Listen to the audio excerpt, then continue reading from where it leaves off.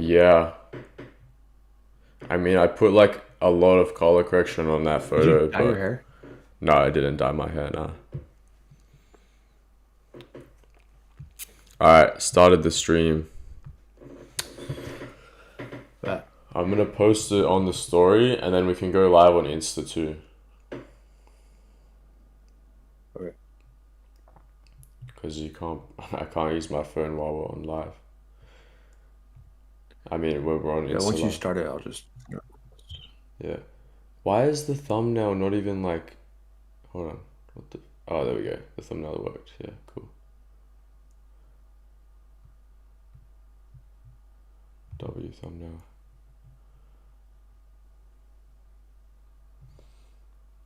I gotta save that thumbnail and put it on the story.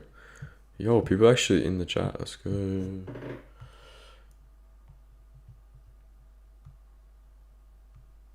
I had this stream pulled up too. Raw peptides. That's funny. People saw a screenshot of me saying in DMs to one person that I was getting on like these secretagogue growth hormone secretagogue peptides. And everyone's like, oh, he's a grifter, like he's on peptides and shit. It's like secretagogues just do nothing, bro. And I hopped off already like months ago. I did it for 2 weeks. It's so dumb. I don't see why people think, yeah, all peptides are cheating. And I wasn't even doing it for health as well. I was doing it for like clavicle growth. So it doesn't even concern people who are like actually serious about fixing their health. It's just like the looks maxing primal community that are actually concerned about it. Oh, damn. Bro, everything's so complicated. It takes way longer than Right. you think. Well, not you, but like people think. Like, oh yeah, I just post a story on of the stream. No, I gotta save the thumbnail. I gotta make a sticker of it. I gotta do the link twin so the stream opens in a new tab, a new app, like whatever, a new yeah, like a new tab on mobile. All right, that should be good. Oh damn it.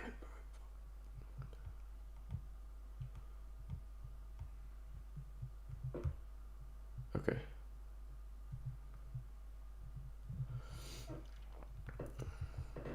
Debunking. What if Frost joins, watches it? That's fine. Debunking diet myths with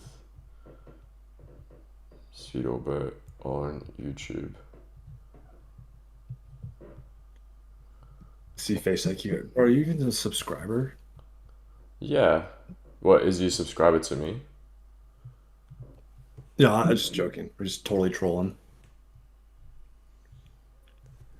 Doesn't even matter if he watches. That's fine. Okay. It's so laggy. Is it actually laggy? Hold on. Let me. It's because I have Premiere and Photoshop open at the same time. I'm gonna close those. Takes up a lot of my RAM. Yeah. Should be good. Our Lord and Savior. Hell yeah. Here.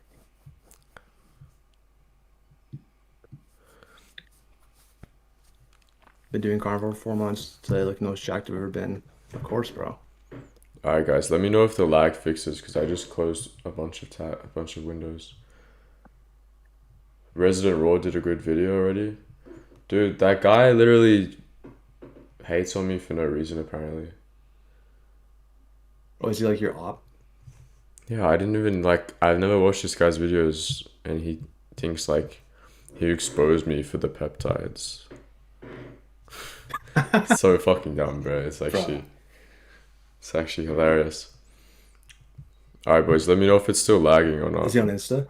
Is he on Insta? I don't know. He mainly posts on YouTube. He doesn't really have a following on Insta or Oh, TikTok. He has 4K on Insta. YouTube beef. He's been posting for like 2, 3 years. And he gets no views on Insta. Like it's actually terrible. It's like 4K on every video. It's very laggy still. Should we get the going? Dude, it's still, apparently it's really laggy still. Let me actually have a look at it, what it looks like. Let me try something. Dude, they can see my YouTube feed now.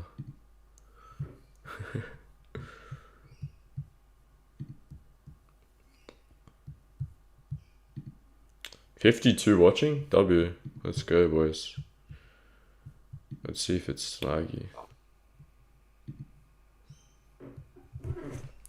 Wow. It is like very, very laggy. Okay. This is not alright.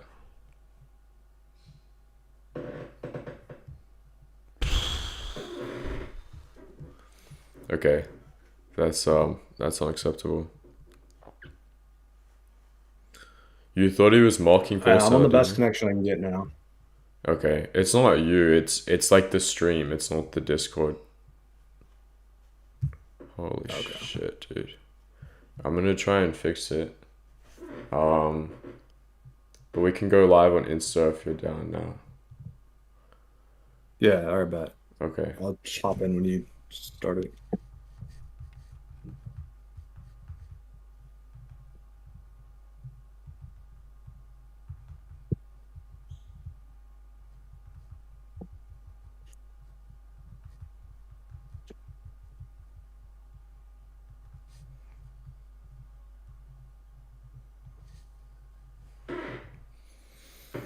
Alright, I'm starting now.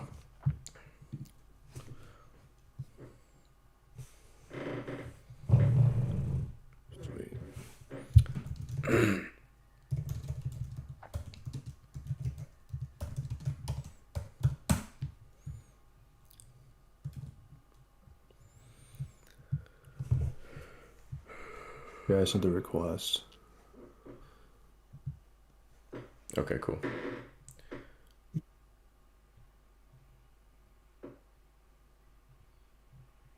Yo, what's up, chat? I'll just invite you. I didn't see the request. Sweet. What's up? What's up, people? W feed. Go live. Yo. Do this. Yeah, okay, cool. Tune in on YouTube because we actually got like the frost calculator pulled up and everything. What? Just telling them to go to YouTube because we actually got the Oh, website pulled yeah, up. yeah. Bro, how do I turn off sound on this? It's literally like so confusing hearing both.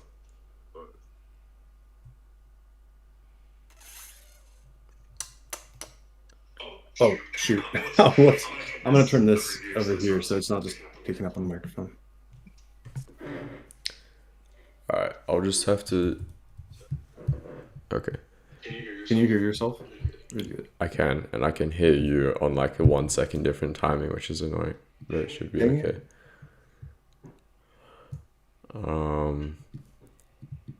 Drop to encoder. Okay, I'm gonna try. People are still in this when we're not doing anything. I'm just trying to fix this stream still. Okay. Output.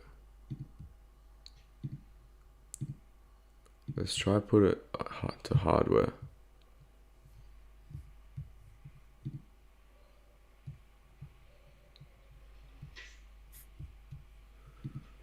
See if that's any better. Oh, wait, actually. I have an idea. Wait, chat, is the live better now? Anakin.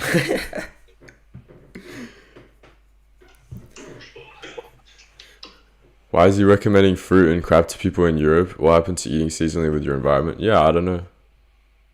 It doesn't make sense, but we're going to be looking into it. Okay, the lag looks a little bit better, but it's still kind of laggy. Let me hear the fruit and crap to people in Europe. What happened to eating seasonally with your environment? Okay, it looks fine. Chat, let me know if the lag is better, and then we can get started. I blame Frost. What's up, man? Good to see you. Is that a real name? Yeah, he's one of the OG like FaceIQ supporters. He's kind of like upset over everything. Okay. Yo, FaceIQ is actually in here as well. We're just gonna be looking. Aren't we friends? Yeah. That doesn't affect anything about what I'm talking about. Someone actually commented on my video, why are you burning bridges because of slight diet change? I'm like, this has nothing to do with personal relationships. This is literally just diet controversy. Alright, let's take a look. So, a second look at carnivore. Let's take a look at what he's actually recommending. Let's take a look at the calculator. So, male, units, imperial, metric. So, I weigh 75 kilos. And I don't know, I want to kind of be 75, but like maybe like leaner and more muscular. Let's say like 70 maybe. Body fat. Could you screen share to 16. Discord? Definitely. I'm watching the delay here. Oh yeah. What? Frost and Marcus breakup. So dumb, bro. Alright, let's see if it actually lets me do both. Will not be able to monitor input from your keyboard until it is quit.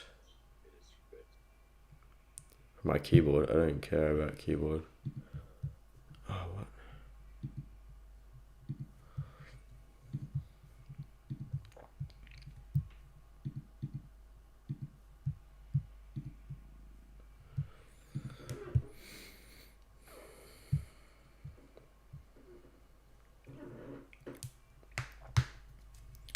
What should you do about hair loss? Watch my hair loss video on YouTube.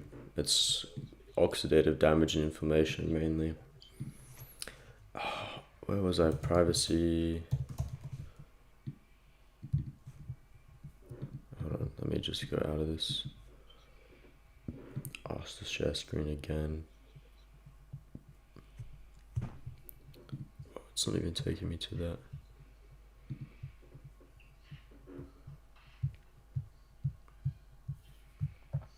Was it input monitoring? Discord? Yeah. Okay, I need to restart Discord. Hold on.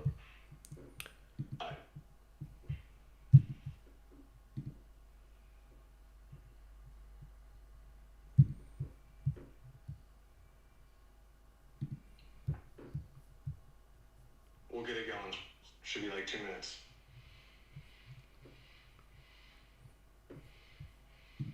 This is the pre-show. Welcome, everyone. Yeah. We still got 50 people in here. Cans of Coke a day, sugar, like, just casually. Someone said Q, we know this is a marketing play.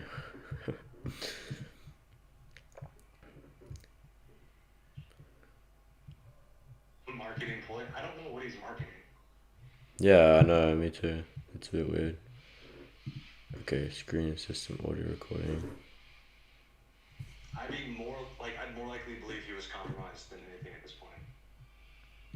Like, bro, blink twice if you're in trouble. Lag is getting bad, yeah, it's because I'm opening and closing applications and trying to share my screen on Discord and such.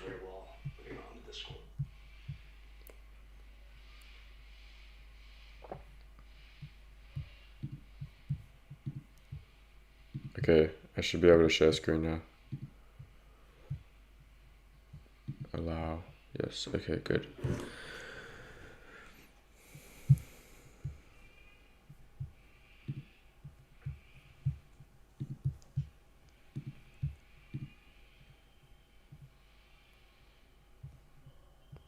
Stream ended due to a system error.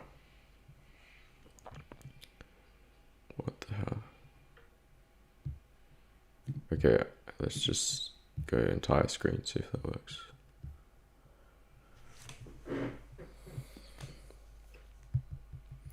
If we're forced to eat carbs for an entire day, what would you eat and why? What kind of question is that? Okay, I don't know why. It's like it closes the stream every time I try and do it. So do you want to just pull up the calculator yourself? Yeah, I'll pull it up live with you. That's perfect. Cool. So let's say I'm like 16% body fat. Daily step count, yeah, probably around 8,000 steps average. Training frequency, 2 times a week. Maybe like some pull-ups, push-ups, whatever. Bit of lat raises in that. Surfing and such. My goal. We've actually got calories here. That's a bit funny.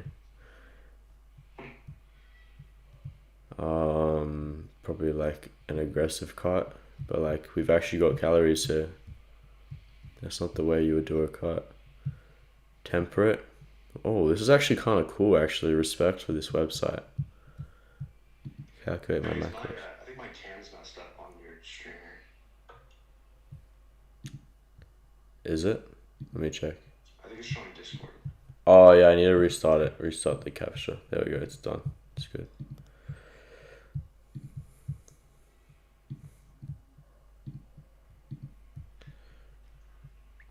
You just put your goal maintenance.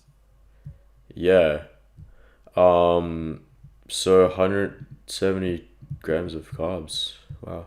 I mean, I'm really confused. Oh, I'm not confused because I understand it, but I'm wondering where the Randall cycle plays into this, because for so long, FaceIQ has talked about the Randall cycle, and my understanding of it is that it's not like a lockout system, right? It's a fader. So the more, whatever you have, more carbohydrates, more fat is going to be dominant, and the other one is going to be inhibited. Well, they're both going to be inhibited, but if you have more fat, then that's going to kind of slow the flux of glucose into the cell, and if you have more carbs, that's going to slow the flux of fat into the mitochondria for beta oxidation. And when you have these both at a high to moderate amount, that's going to produce a lot of inorganic phosphate, and then those bind to inflammatory cytokines and cause chronic systemic inflammation. And that's the main issue there, as well as lipogenesis as well from melanocortin, triggering fatty acid synthase. Do you have that? You see that little fat to carb ratio? What's the fat percent set at? It was 30. Hold on, let me redo it because I think I messed around with it actually. Well, after you get the results, you can adjust the slider, because his recommended range is actually more carbs than what it immediately goes to. Okay. Mine's 466 carbs a day. Yeah, is It's that 210, 64. because you're trying to like put on muscle? Is that No, I added maintenance. maintenance? Okay, let's see what maintenance would be. 236 grams of carbs. So it's like 40% fat, 35 carbs. But that's calories. That's not the ratio. That's calorie percentage. Slide that though. It doesn't slide that fat down, and it'll say this is the recommended range. Because he says 30%. This is recommended fat range. Do you see what I'm saying on that little slider there? Yeah. Yeah, okay. So like 300 grams of carbs. Also, dude, look at the live stream. I don't think the frost calculator is pulled up. It looks like it's YouTube. Oh yeah, I gotta restart that as well.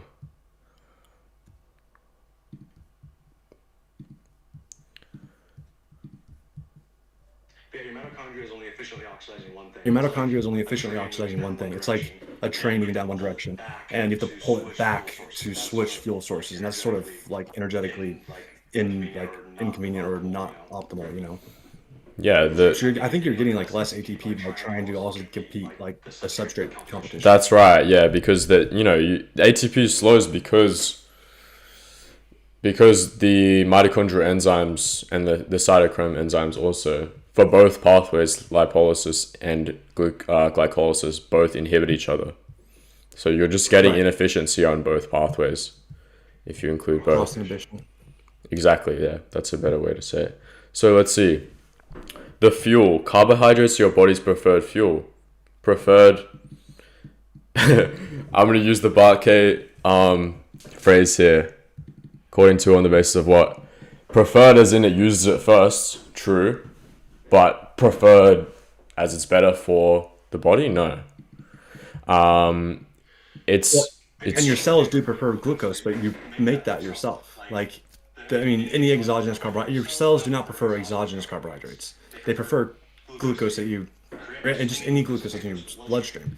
So by consuming it exogenously, you're just going to be mixing up your own production of it. yeah, and well, it prefers ketones or glucose. It's really dependent on the tissue. But when we see on a Sure. when you go into ketosis, when we look at the brain tissue, it's actually like exponentially picking ketones over glucose. Like when you have, when you reduce your carbs, the amount that it selects ketones is way more than it's like not a ratio that's equal to your, glucose intake, basically. Like just the less glucose you have, the more it's going to use ketones, but it's like exponential. So it's picking ketones over glucose. So you would have like a 70, like your brain can use like 70% of your brain can use ketones, and then the rest will be carbs. But that's just produced efficiently enough by the liver.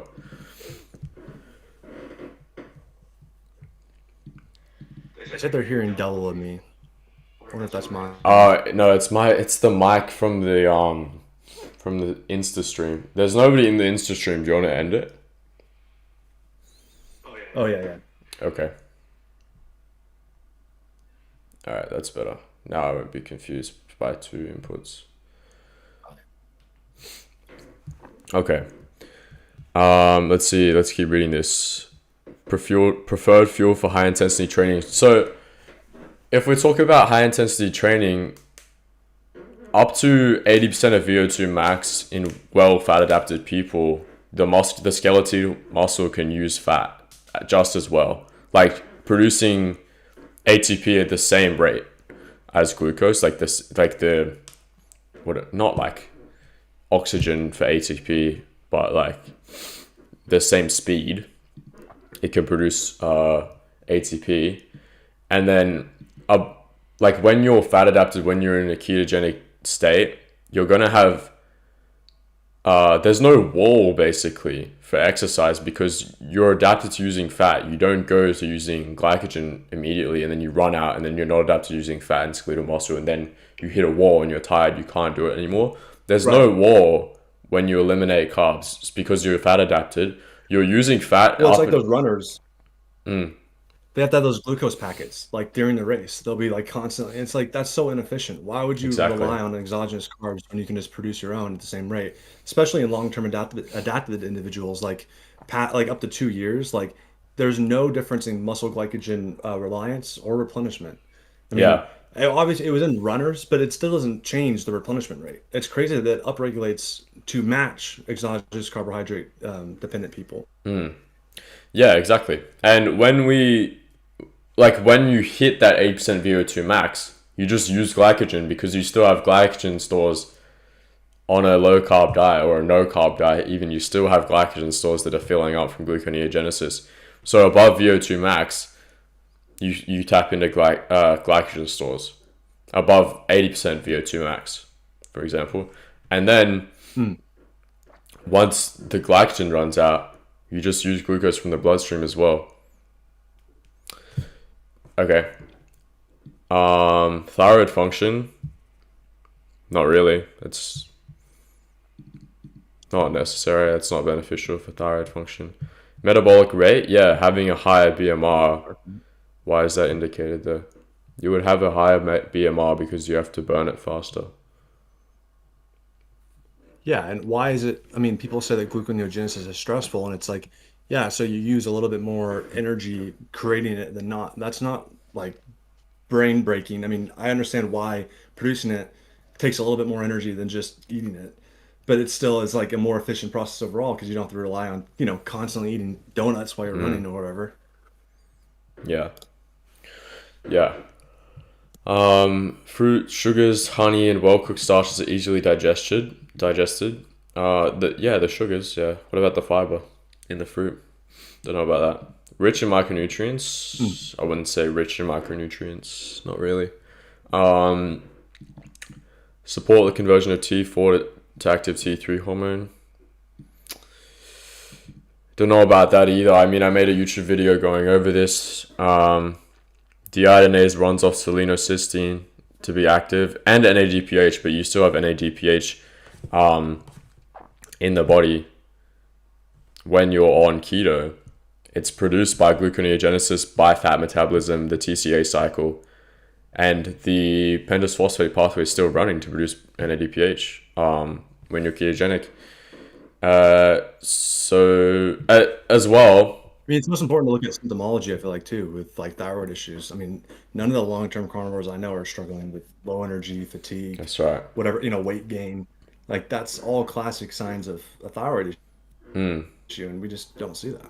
Yeah, and like I said in my video, most of these studies are done either like very short term, like 2 weeks, showing, a T3 drop. And even if it wasn't, they don't even measure reverse T3 for the most part, which is like quite important to know whether it's pathological or just, an adaptation. I love when people say, "Oh, cite the research." It's like, dude, there is no research. There's hardly any research in carnivores. Yeah. Long term. Yeah. Yeah. I mean, it's the same. It goes both ways. Like, they can't cite research to show that it isn't, optimal either It's true. in long term. So species appropriate diet's the best framework to go by. Yeah, exactly. Anthropology and established biochemistry, and then anecdotes on top of that is the best, I reckon. And the isotope analysis, like, Yeah, just I because mean, we that's can't what I track meant. sugar doesn't mean that we ate a bunch of it. Yeah, that's right. This would be very rare to find it naturally. Like, where are you gonna find Yeah. 500 grams of sugar a day? Except for, And it's all going to be bound up with a bunch of fiber and yeah. Yeah, because the fruits in nature are much more fibrous. oh yeah. I mean, we could do that too. We should look up like all the fruit we have now and what it looked like historically. It's a completely different thing. Even Yeah. veggies. Yeah, that's true. I mean, like You won't even recognize it. strawberries are like this big now. They could be like 2 inches lengthwise. In nature, it's less. It's like 1.5 centimeters the length of them. They're not as sweet. They're not as watery. hmm It's completely different. And you wouldn't find more than like Our for more than like 2 weeks of the year in temperate regions. So right. I wonder if berries. I haven't looked into blueberries specifically, but I believe that is like the most like natural source of carbohydrates for Homo sapiens. for fructose, Besides yeah, milk. for fructose, yeah, I think Yeah, milk for is fructose. Yeah. milk is as well. Okay, let's see. Adequate carbs keep cortisol low, sleep deep, and energy stable. What do you have to say about that? In a carb-dependent person, it is. I mean, that's all that means. Of course, you're dependent on carbohydrates when you've eaten them your entire life. Like, you're gonna feel like crap when you cut them out initially because you have no gluconeogenesis production. I mean, you have some, but like that's why you feel grouchy between meals. I never get hangry. Like, I mean, I wake up in the morning, I don't like, oh, I need to eat something. Like all day, I'm just great, Yeah, until I'm hungry. yeah, um, yeah. Like most of the studies on cortisol, in carnivores or ketogenic diets, for one thing, like from what I've seen, it's mostly in the epilepsy diet where they have people on like a 4-to-1 fat to protein ratio, but it's also like less than 2 weeks usually that they do it, and it's like they're not even allowing for proper adaptation. Hmm. Well, and there's going to be that temporary, like that transient cortisol elevation, especially if you go just from full carb to no carb, because it's going to initially go, oh crap, like we need glucose, so it's going to start taking some of those aminos from your muscle tissue. But once you start providing your body with the substrates it needs for conversion, then there's no reason cortisol is going to be elevated, and that's why we call it a metabolic hormone, because it's mobilizing amino acids in the case of substrate scarcity for gluconeogenesis. Yeah. Don't I have a school with Nicodem who promotes carbs? No, I don't have a school with Nicodem. I have my own school. That guy. Yeah, that guy. He's nice, but big carb enjoyer for sure. He's like his arguments are really annoying. That's all I'll say. Like he says, he'll be like, don't stress. Like don't. It's like don't. Oh no, the one thing he says is like, you can't do a primal diet in modern life because none of us are primal. Like, what are you talking about? Like, What? we're still biological beings that are the same way we've been for, a while. Like modern time is not enough time for us to fundamentally change. Yeah. It's natural selection. The selection pressures don't exist anymore, essentially. I mean, what's going to stop you from reproducing? Maybe if you're morbidly obese, maybe we're selecting for that a little bit, but we're not going to just naturally adapt to freaking Big Macs. You know what I mean? Yeah. He never explains what he means as well. It's like he thinks that every time I talk about some diet related thing, he'll just be like, oh, but living in the city is way worse than any deuterium. I'm like, what the hell does that have to do with anything? Like, so yeah, like you see what I mean? Like you can't even argue with it because it's so annoying, the arguments. They're not logically formulated. Anyway. What it sounds like Yeah. is an addict. Yeah. Yeah. I mean, if people want to eat carbohydrates and potatoes, go ahead. Yeah. And if they feel good with it, go ahead. Nobody's saying you have to do this to be healthy. I'm breaking into your house to steal your car. That's what I'm saying. It's like, just don't promote it as optimally healthy in every, like, my main concern is, and the reason why I seem so dogmatic online, so to speak, is that people can be so severely sensitive to certain things, and these people who promote like get rid of the diet dogma, jolly maxing, low cortisol, eat whatever you want, which is like half of the freaking primal community now for some reason. Like we've gone from talking about... It's a popular message. And these people, imagine telling someone with that to like, what these people are recommending, and they just don't improve because they're so sensitive or they have such a persistent autoimmune issue, something like that, and these people just can't fix it, right? Sure. Yeah. I mean, the other reason why you could be inhibited, like the other reason why cortisol could raise is in the case of insulin resistance. So you cut carbs, your insulin's still too high because you're insulin resistant, that you're not being able to properly oxidize fat. And since you're not being able to switch fuel sources efficiently, then yeah, cortisol is going to raise to provide to stabilize your blood sugar. But like, that's a case of you're already unhealthy. And I mean, that's not like a healthy individual. You know what I mean? For someone that's insulin resistant, like a client of mine, I would recommend a more gradual taper off of the carbs. Yeah, that's You know what I right. mean? Yeah, exactly. It's like when you do cold exposure, or like when you go into winter, for example, your cortisol is higher when you're not cold adapted to produce more heat.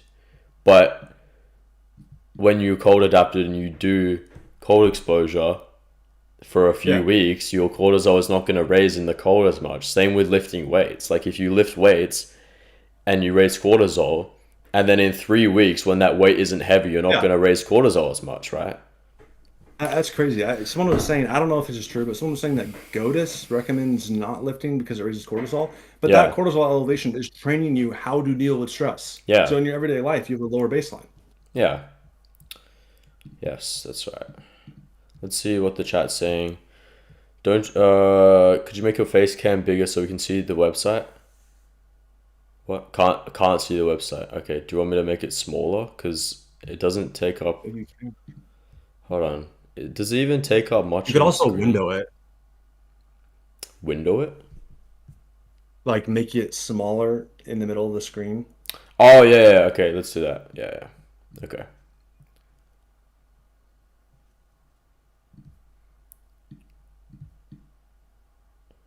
Perfect. Good idea. Okay.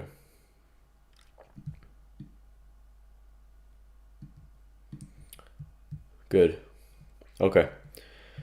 So we've got raw honey, enzymes, antimicro. Okay, this is just written with AI, right? Antimicrobial properties. I know FaceIQ doesn't believe in germ theory. I know Frost doesn't believe in germ Oh, theory. Um, I would love to have him live on and talk about that sometime. I mean, we can talk about it that another day. Like we were gonna talk about that. Um, that's what we were I mean, discussing in bioterrorism DMs. exists, right? There's like organizations that will intentionally infect people with like anthrax and Bacillus anthracis, for instance. And like in America, this happened 2001. Like 5 people died. It's because it Mm, invades the host through the cell, through the lungs, attacks your immune cells, so that it can proliferate. That's how they're also like bacteria are basically organisms that I mean that is how they survive. That's their prerogative is to invade a host so that they can because our immune system is going to get rid of it otherwise. So it has to actively attack your immune system to prevent that. I mean, this isn't like controversial, and it explains why people don't get sick from bacteria exposure sometimes because you have an immune system. Like there's nothing that like terrain theory is explaining that germ theory doesn't explain. right. Okay. And I I mean, that's all my yeah. opinion, but Sure. Um, we've got maple syrup rich in manganese and zinc, a clean mineral dense sweetener. Figs, dates, raisins, sulfate free when possible. Fresh fruit, oranges, mangoes, cherries, papaya, or grapes, vitamins, potassium, and natural energy. Vitamins, yeah, vitamin C, probably like four of the oranges, B huh? vitamins. It's not even I mean, comparable to you, me. you know what an orange is in nature? A pomelo or a mandarin? What is it? It's like it would. It's not any of. I mean, all that is bread. Like previously, it was like this like sour, like citrusy, like very very low carbohydrate. Like a kumquat? Was it like that? It's not even like very sweet. It was like more like a lemon or something like that. Okay. Do you know what a kumquat is? Yeah, you can eat the whole thing. Well, it's like a very, very small, sour. Yeah, I actually have a tree for it. It doesn't grow fruit anymore, but it's a very small, sour citrus. those are pretty good. And you can Yeah. eat the peel with it. I think that's cool. I've never eaten the pill. Wait, I, really? I assume you could. It's very thin. But it would Yeah, just you be can the eat the whole same thing. as it would just be the same as eating orange skin in little amounts. I assume it Hmm. would just have a few more oxalates, but it's nothing, right? Um, that's fine. I think oxalates are the one of the least of my concerns when it comes to high carbohydrate intake. Really? I mean, if you're eating a bunch of fruit, it's not don't eat it because of oxalates. It's don't eat it because of hundreds of grams of Right, carbohydrates. with fruit, yeah, but when it comes to like vegetables, it's much more of a concern. But with fruit, yeah, I Yeah, agree. sure. I agree with fruit, yeah. Well, dude, that's why our RDAs, like our recommended daily allowance, at least in America, it's all based off of people who are eating a bunch of carbohydrates, veggies, and stuff with all these Exactly. anti-nutrients, which are binding those nutrients and Yeah, raising your requirements. yeah. The same with glucose and vitamin C and the GLUT4 transporter. It's Yeah, yeah. exactly. And we've got potatoes, white rice, and carrots. White rice, I wouldn't recommend. It has a lot of heavy metals. But yeah, I mean, Dude, I feel bad on the white rice. yeah, I mean, I guess he's just recommending like different sources of carbs. That's fine. The carrier, fat is not filler. It's the vehicle for your This is the classic, like, it's not X, it's Y format that AI likes to write right here. Like, it's fine if you formatted it with AI, that's fine. It's just like kind of weird. Yeah. It's a vehicle Run it for through a your humanizer, bro. it's a vehicle for your most critical nutrients, vitamins A, D, K2, and E are fat soluble. Yeah. Without adequate dietary fat, you simply can't absorb them. Well, yeah, they're carried in fat, so that's not really relevant in food. Like, they're carried in fat in food. Butter and ghee deliver butyric acid that feeds your gut lining. True. Ketones also do that. I mean, we know the importance of fat. That's what we're arguing, right? Yeah. Example meal is coffee with raw cream and honey. Okay. Warm milk with ghee and honey before bed. Why carb max before bed? You're laying down. You're not even going to be moving. You're going to be hyperglycemic if you carb max. Your insulin sensitivity is low. Yeah. Because you're literally still, it's dark outside, the temperature's dropped. You know? UV and light coming into your body is one of the main signals to prepare you for glucose metabolism. That's why at the equator. I mean, that's what he told me. Yeah. Exactly. Yeah, I was literally chatting to him in Bali. He told me, he mentioned how, just being exposed to blue light can literally raise your blood sugar. Yeah. Which is true. I believe it. Yeah. We should go to the carnivore section. Yeah, I've pulled it up. So carnivore is a powerful dietary framework. It eliminates processed foods, seed oils, and refined sugar. Refined sugar, yeah, I mean, it eliminates sugar. I think that's the main issue, not refined sugar, because it's the same molecule, right? Yeah, right. Exactly.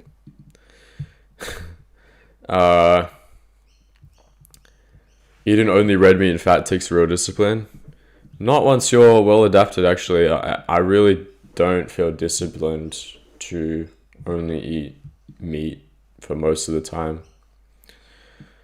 I think the bigger part of this is like telling everybody that you can only eat raw. I mean, like you can't cook it. You can't. That adds a lot of variety when you're able to actually prepare your food how you want it. You know what I mean?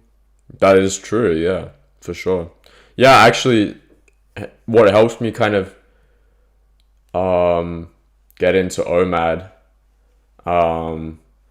was just like cooking meat, like doing a big roast, having the juicy fat. It kind of made my skin a little worse, I assume, from the AGs and lipid peroxides, like causing inflammation. I noticed my skin I don't even health, but I don't know. Do you think so? Yeah. I definitely think so. Yeah, my skin is way clearer when I'm on fully raw. But that doesn't mean I'll never eat cooked meat again. It's just like you gotta know that, It depends, because it depends for everyone. Like for someone who feels their skin is fine on cooked, then that's fine. Well, and OMAD, OMAD's important for carnivore, but like it's been shown in feeding trials that people will eat more, like slightly more cooked meat than raw meat, and I believe that makes up, especially with like rare steaks, that definitely makes up for any small nutrient difference between them. Do you know what I mean? I'm not talking about agree. Always cooking every part of your. I mean, that's like overcooking. You want to have some red, obviously, but yeah. Yeah, I think my main concern with cooking meat is not the nutrient loss. I've actually looked at it in when they've tested the difference, and cooking to well done is kind of an issue. But even then, the only thing you're really losing is like B1 to a large extent, and the rest is like maybe 50% max. Most of it is like 20%. It's like not even that big of a deal if you eat like rare meat, especially. I would like to look at, because I know that B vitamins are heat resistant to an extent. Well, I have to see kind of like research on that. Yeah, I can find it. I probably bookmarked it, but I read a study showing when they cooked it to like 72 degrees or something, which is well done, the thiamine in the meat was reduced to 100%. But there are other studies I've seen where it's like less, like 80. So it's just like a big difference in B vitamins, but that's well I can done, say, I right? mean, maybe really like dark ground beef. That's Yeah, probably yeah, well exactly. cooked. Yeah, that's like probably the only bad thing. But I still, I noticed though I don't feel quite as good eating just ground beef for Mm. sure. I I noticed that difference. I like ground beef. Well, ground beef raw is really really good because it has like the collagen and everything.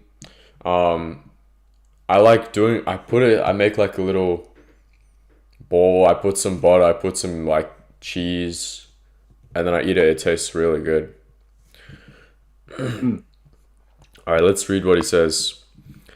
That level of restriction only makes sense if it's actually producing something a less restrictive approach can't. Yeah, it definitely is. Like no random cycle, competition, lower Right. inflammation, lower glycation, like all of this stuff. That no damage to the endothelium, which could lead to heart disease, right? Yeah. Lead to That's like LDL, the first step. Yeah. lead to LDL. You know, cause it like forming plaque in the arteries. Being glycated and then oxidized and yeah, Yeah. lost into glycocalyx, all that. Mm. And I think it's funny, he says a less restrictive approach. And when I first read this, I thought he was going to advocate just like a small amount of carbs or just, like Paul Saldino's first step was like just a little bit of carbs. He's going like full, like, oh, most of your food should be just carbs. I It's know. like, what do you mean a less restrictive approach? This is like a complete opposite approach. Yeah, I mean, my approach is kind of like it should be like 50% protein if we're going like a ratio, not like like calories. 50% protein, 40 to 45% fat, and then maybe 10 to 0 to 10% carbs, like 5 to 10% carbs. That's kind of what I do because I have some raw milk here and there, but I don't need And it. if that's what this said, then I wouldn't even really be addressing it. Yeah, I know. Like that's what he told me um, that he would recommend to people with insulin issues, a glass of milk with their meal, just to help with insulin a little bit. And I would say, that's a good way to transition is with A milk. transition, exactly. Because the best way though is just to have no carbs, because then your body has to produce its own. Yeah, yeah, I agree. Um, yeah, I do some days without milk, so I'm pretty well adapted. Yeah, milk's pretty much the only source of carbs I'll eat on the regular. I mean, I'll have it sometimes, but I feel like still that's the best because it's longer chain sugars, oligosaccharides and whatnot. Um, And it's galactose, which is like metabolized in the liver, but it's not really glycating at all. mm. And it's like it doesn't raise And renal those, cycle as much. have you seen those lactose-free milks? They Yeah, add the lactase enzyme in there, and that yeah. frees up the sugars. So it's a lot sweeter when you drink it because it's all free fructose and glucose and whatnot. Mm. So it's like the lactose-free milk is probably worse because it has more free sugars, more of a blood sugar effect, etc. Yeah, that's interesting. Dude, I think your camera just killed itself. It died? Yeah, okay, I'll switch the battery real quick. Lucky I got a spare battery.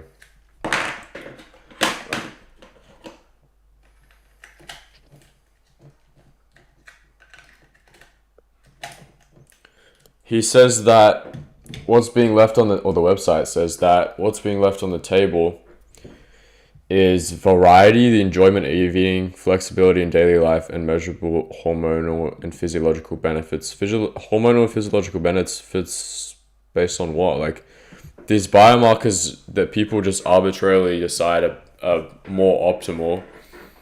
Yeah, Why? You know? right. And again, symptomology is a huge part of that. I mean, I just don't see it. Like I don't see issues with testosterone and stuff. Like say maybe you have a slightly low. I don't even think it's true, but if you say you have a slightly lower test, are you struggling with anything? Are you not like better in every aspect of your life? Maybe that is a more natural state. I don't know. Like we Yeah. just like you said, we arbitrarily decide all these levels are normal on a normal diet, but they're not like objectively normal. Yeah. That's right. Um, and again, enjoyment of eating. Yeah, that's really like like a dopamine problem, isn't it? Yeah. It's a huge dopamine problem. I've struggled a lot with it. I mean, that's been one of my biggest like addictions I consider, you know? Yeah. I don't really struggle with fruit anymore. I don't really crave it that much, Yeah. which is good. But in the past, I definitely did. I just Right. don't feel as good with it anymore, and it doesn't like satisfy my taste buds as much anymore. Like I'd rather eat fat, you know? It's true. It's true. And it's like too sweet. Like I think I had a diet soda and I was like, dude, this is disgusting. Like I'm used to drinking sparkling water, you know? Yeah, like I had I don't know. I think I had a drink of some sort, like a sip of my mates, and I'm like, what the hell is this? Like, this is crazy. Literally, the most sweet thing I can drink now is like raw milk. If I even drank like orange juice, I would be like, I can't have more than a sip of this. Like, it's way too much, right? Oh, for sure.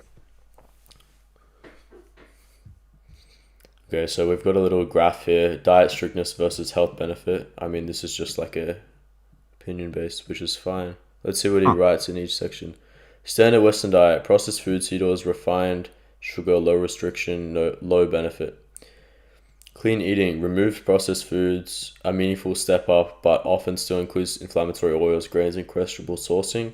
Strategic natural foods: animal protein, quality fats, fruit, honey, raw dairy, well cooked starches. Peak benefit with sustainable, enjoyable structure. This is the blueprint. Carnivore, strict carnivore, only mean fat, still far ahead of most diets, but the additional restriction beyond a natural foods approach. But you know, a natural foods approach, how are these foods natural for our biology, right? Because when we talk about natural foods, what's natural for an animal is dependent on what's natural food depends on what animal we're talking about, right? Like Right. spiders eat flies and zebras eat leaves. Does that mean, that's natural food? I don't think so, right? But large amount of I just fruits and honey is not natural for humans. It's not natural for fruits and honey to be a consistent staple within the diet, right? I mean, look at like clean eating versus natural foods. These two things seem a lot more similar to each other than carnivore and natural foods, because between these two is about 60% of your diet from carbohydrates. And he puts these very closely together. But then clean eating, which to me, clean eating seems pretty much what he's recommending, because it's just like, oh, just eat natural foods. You know what I mean? Yeah. And that's what most people think. Like, okay, yeah, as long as I'm eating fruits and stuff, it's fine. Um, it's just funny. I don't know what the definitions are kind of weird. Yeah, because clean eating, he's got like, I don't know what whole foods, and then I guess there's going to be like sourdough bread and like some olive oil or whatever. And like, I don't know, supermarket meat, I guess he says questionable sourcing. Strategic natural foods, the only difference is not even removing grains. He recommended white rice. Not even removing vegetables because he recommended potatoes. There's not much of a difference. And this is probably this is way more sugar than clean eating would have ever been, right? Oh, absolutely. Yeah. Bro, you know I'd like to what? see keto on here. I wonder what he thinks just a keto diet is. What would keto be like, the epilepsy diet? Yeah, it's just like literally just focus on the macronutrients. So, okay. So what do they do? I don't really watch any keto influencers ever. What do they do usually? Like, is it actually Yeah, a 4-to-1 fat? Like 4-to-1 fat to so protein like usually? nutritional ketosis, I actually did a presentation on this last year, especially for like kids with epilepsy. The stricter end is about 40 carbohydrates, but in general, it's kind of just a low carb diet.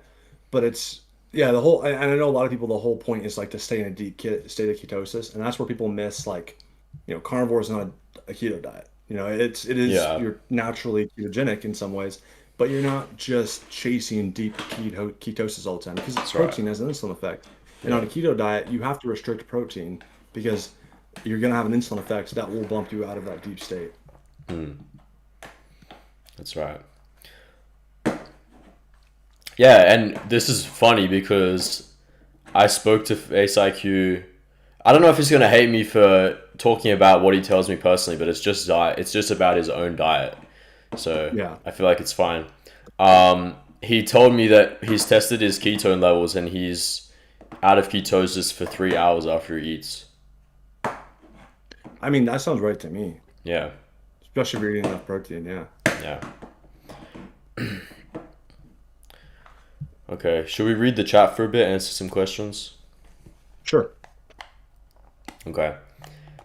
Would you prioritize ketosis but not drinking raw dairy or low carb with raw dairy, or just only real small amounts of raw dairy during ketosis? It's up to you. If you want to drink raw dairy, I would say go for it. Do it with your meal so that you're not constantly out of ketosis, so it's transient. But too much can also inhibit the digestion, so I'd keep it to like one or two like glasses of raw milk. What do you think? Yeah. No, I mean, again, optimally, what I talk about is optimal, and zero carbs, in my opinion, is Yeah, that's probably true. optimal. Yeah, But the difference between having some raw milk and optimal isn't, I don't think it's that far, like yeah, I think that if it really is that big of a thing for you, then your enjoyment of it probably in that case is more beneficial. I don't know. I mean, yeah. I agree. It's like even the sugar in milk is going to be damaging to some extent, but it's not so much of a deal right. that I'm going to emphasize it that much. Um, is insulin necessary for electrolyte retention? Yes, that's Yeah, something that Paul Saladino that's struggled what we with. discovered. Yeah. Uh, what can I expect doing carnivore long term facially, like skin and hair wise? Hold on, I'm gonna just pop this chat out and then use that as the.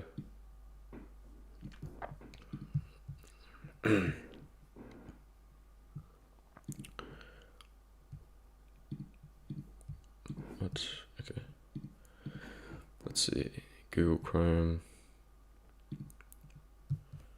Okay.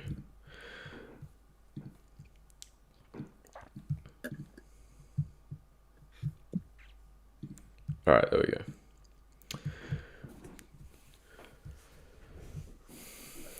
So what can you expect doing carnivore long term facially, like skin and hair wise? Skin will be much clearer.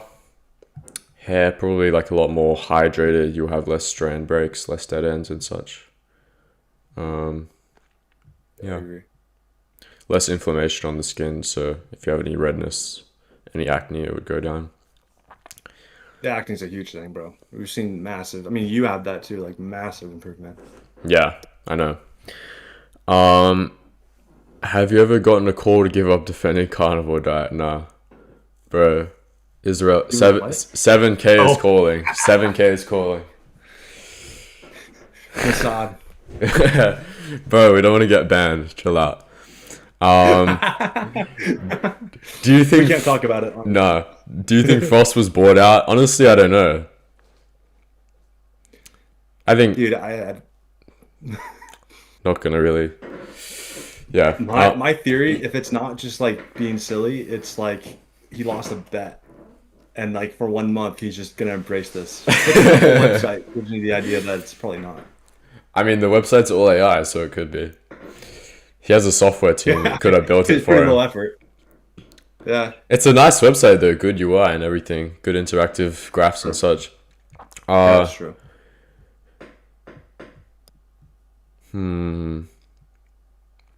BQ is counting as 7K. Now rubbing his hands together. Do you think it's weird that all these anti-dogma people appear at the same time talking with this weird appeal to comfort points? It's because of Ray Pete, and They're already there. yeah, Yeah. it's like the never stress people mixed with carb addicts, Yeah. who found Ray Pete and uh like to watch esoteric edits and stuff. And then Nico and Schlenart just promoted it more. Damn, I gotta turn on D&D so I don't get notifications.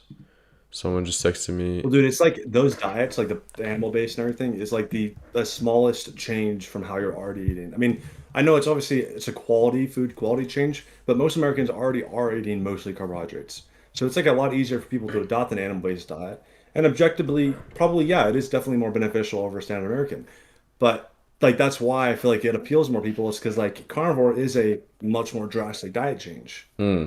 But it still is, it doesn't change that it's the best. It's like it shows the science shows it's the best for sure. Yeah, and my issue with these people is mainly that they attack carnivore. I have never commented on one of these people's videos. Like, for example, Nicodem, he posts a video with him eating raw milk, potatoes, a little bit of meat or eggs. I've never commented on his video saying, carbohydrates, that's so bad for you, you're gonna have issues, right? Right. But he's commenting on my videos saying the strict established biochemistry and why carbohydrates are damaging. And he's saying, oh, it's context dependent, like, oh, your thyroid's going to be this and that. And Nope. and they're talking about dogma. You know? They're talking Yeah. about dogma. Yeah. It's more dogmatic from their stance because I'm just telling them what's optimal, and they're it's so ironic, right? It's so ironic. And to say, oh, cortisol is necessarily going to be raised, your testosterone is going to take a hit. It's like these aren't all like just like these objective truths. That all that stuff can happen if you're doing it wrong, but like that's like the dogma, like oh, gluconeogenesis, it's stressful, it's a backup system. This is all like part of their theology. People are saying to get Q on. Should we bring him on? I'd be happy to. Is he in here? Yeah, he said I can join up.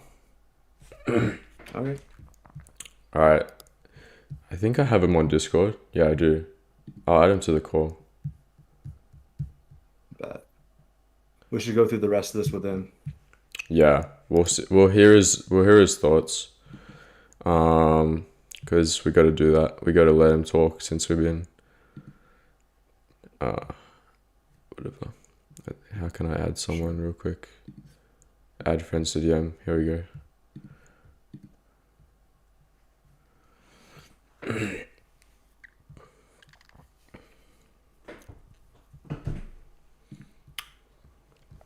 First, I'm calling you on Discord if you want to join up.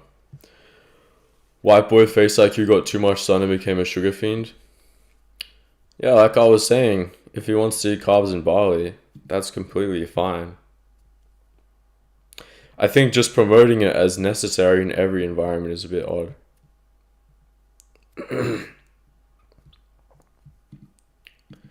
Christmas came early. That's funny. Yo, nobody's joining the call, dude.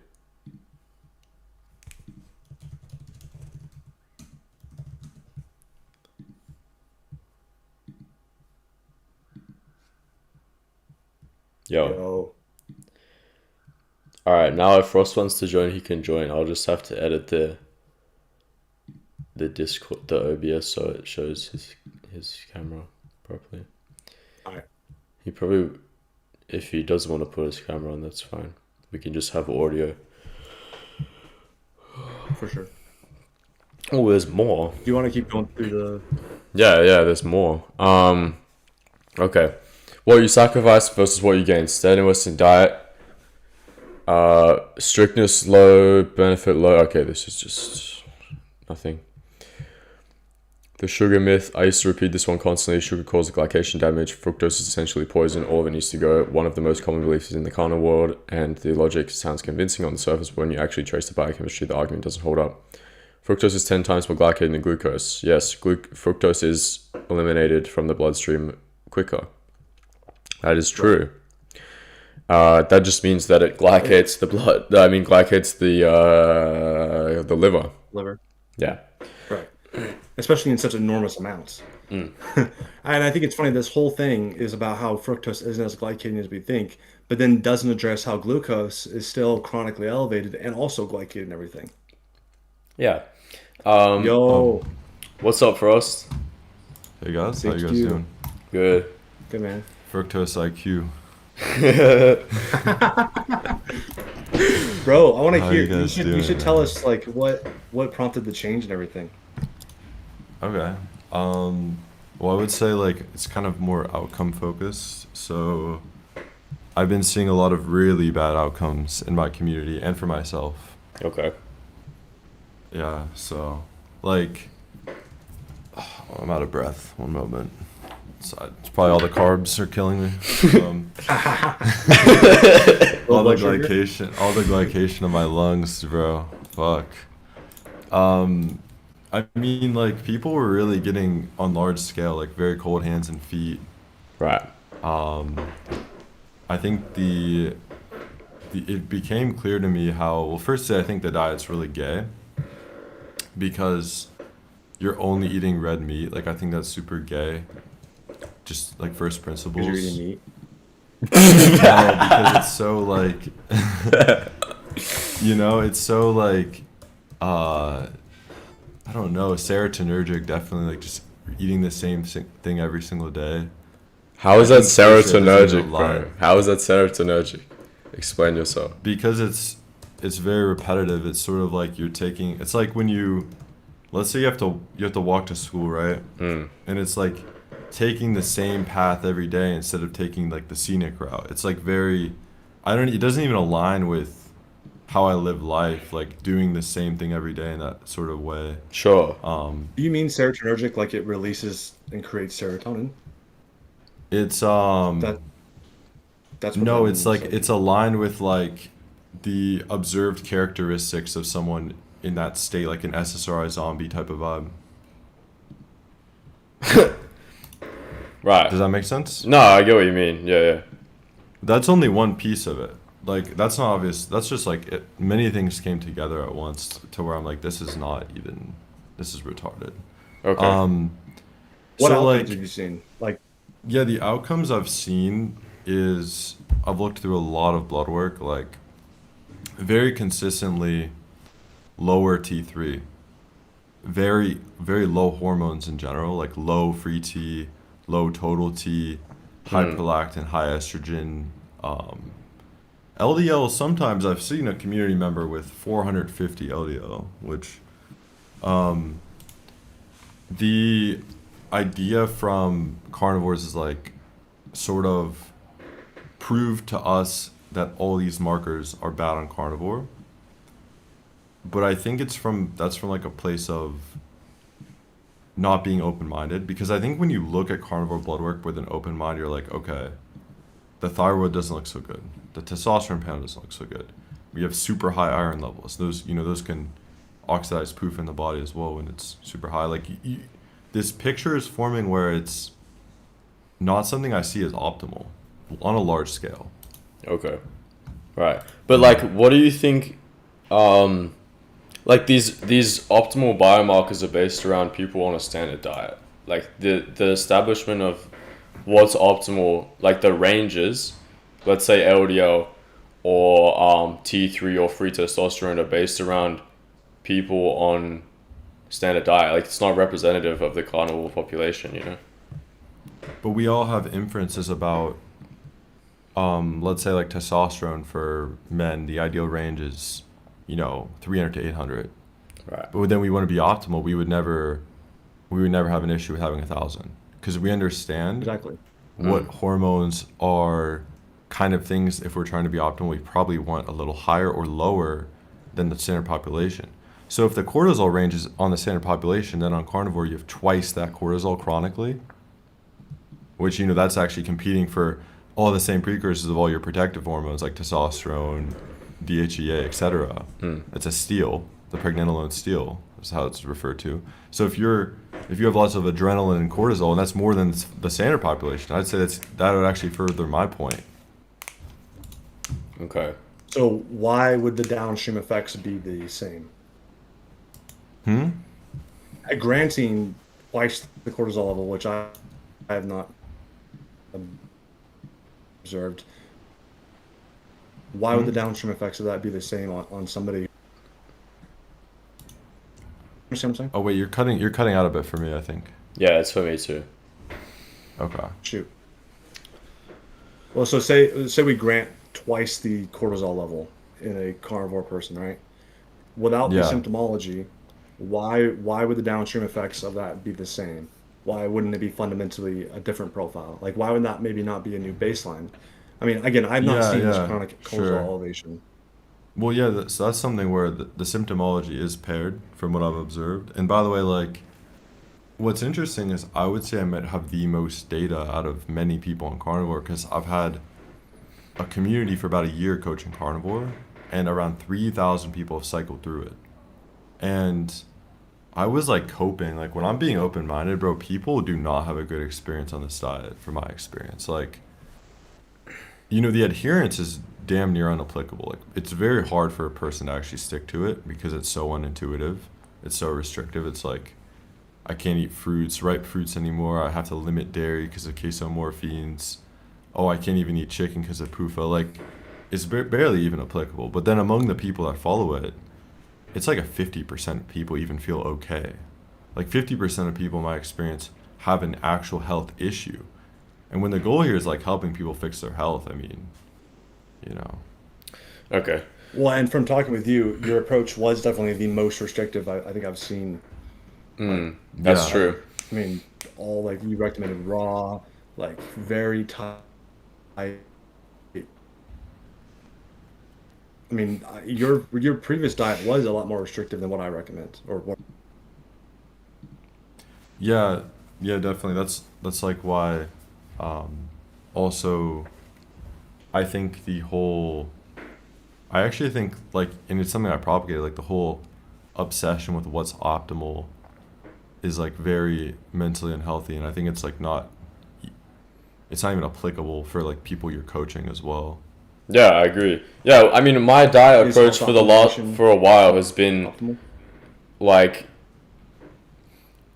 eat mostly meat, and I do think fruits are appropriate in the right amount. But when we think about like the fruits we've eaten in the past, it's very different to the fruits we have available now, and especially seasonally and environmentally dependent.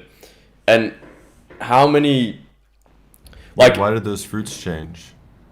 well, it's because it's more appealing to people because of Wait, but who changed them? the people.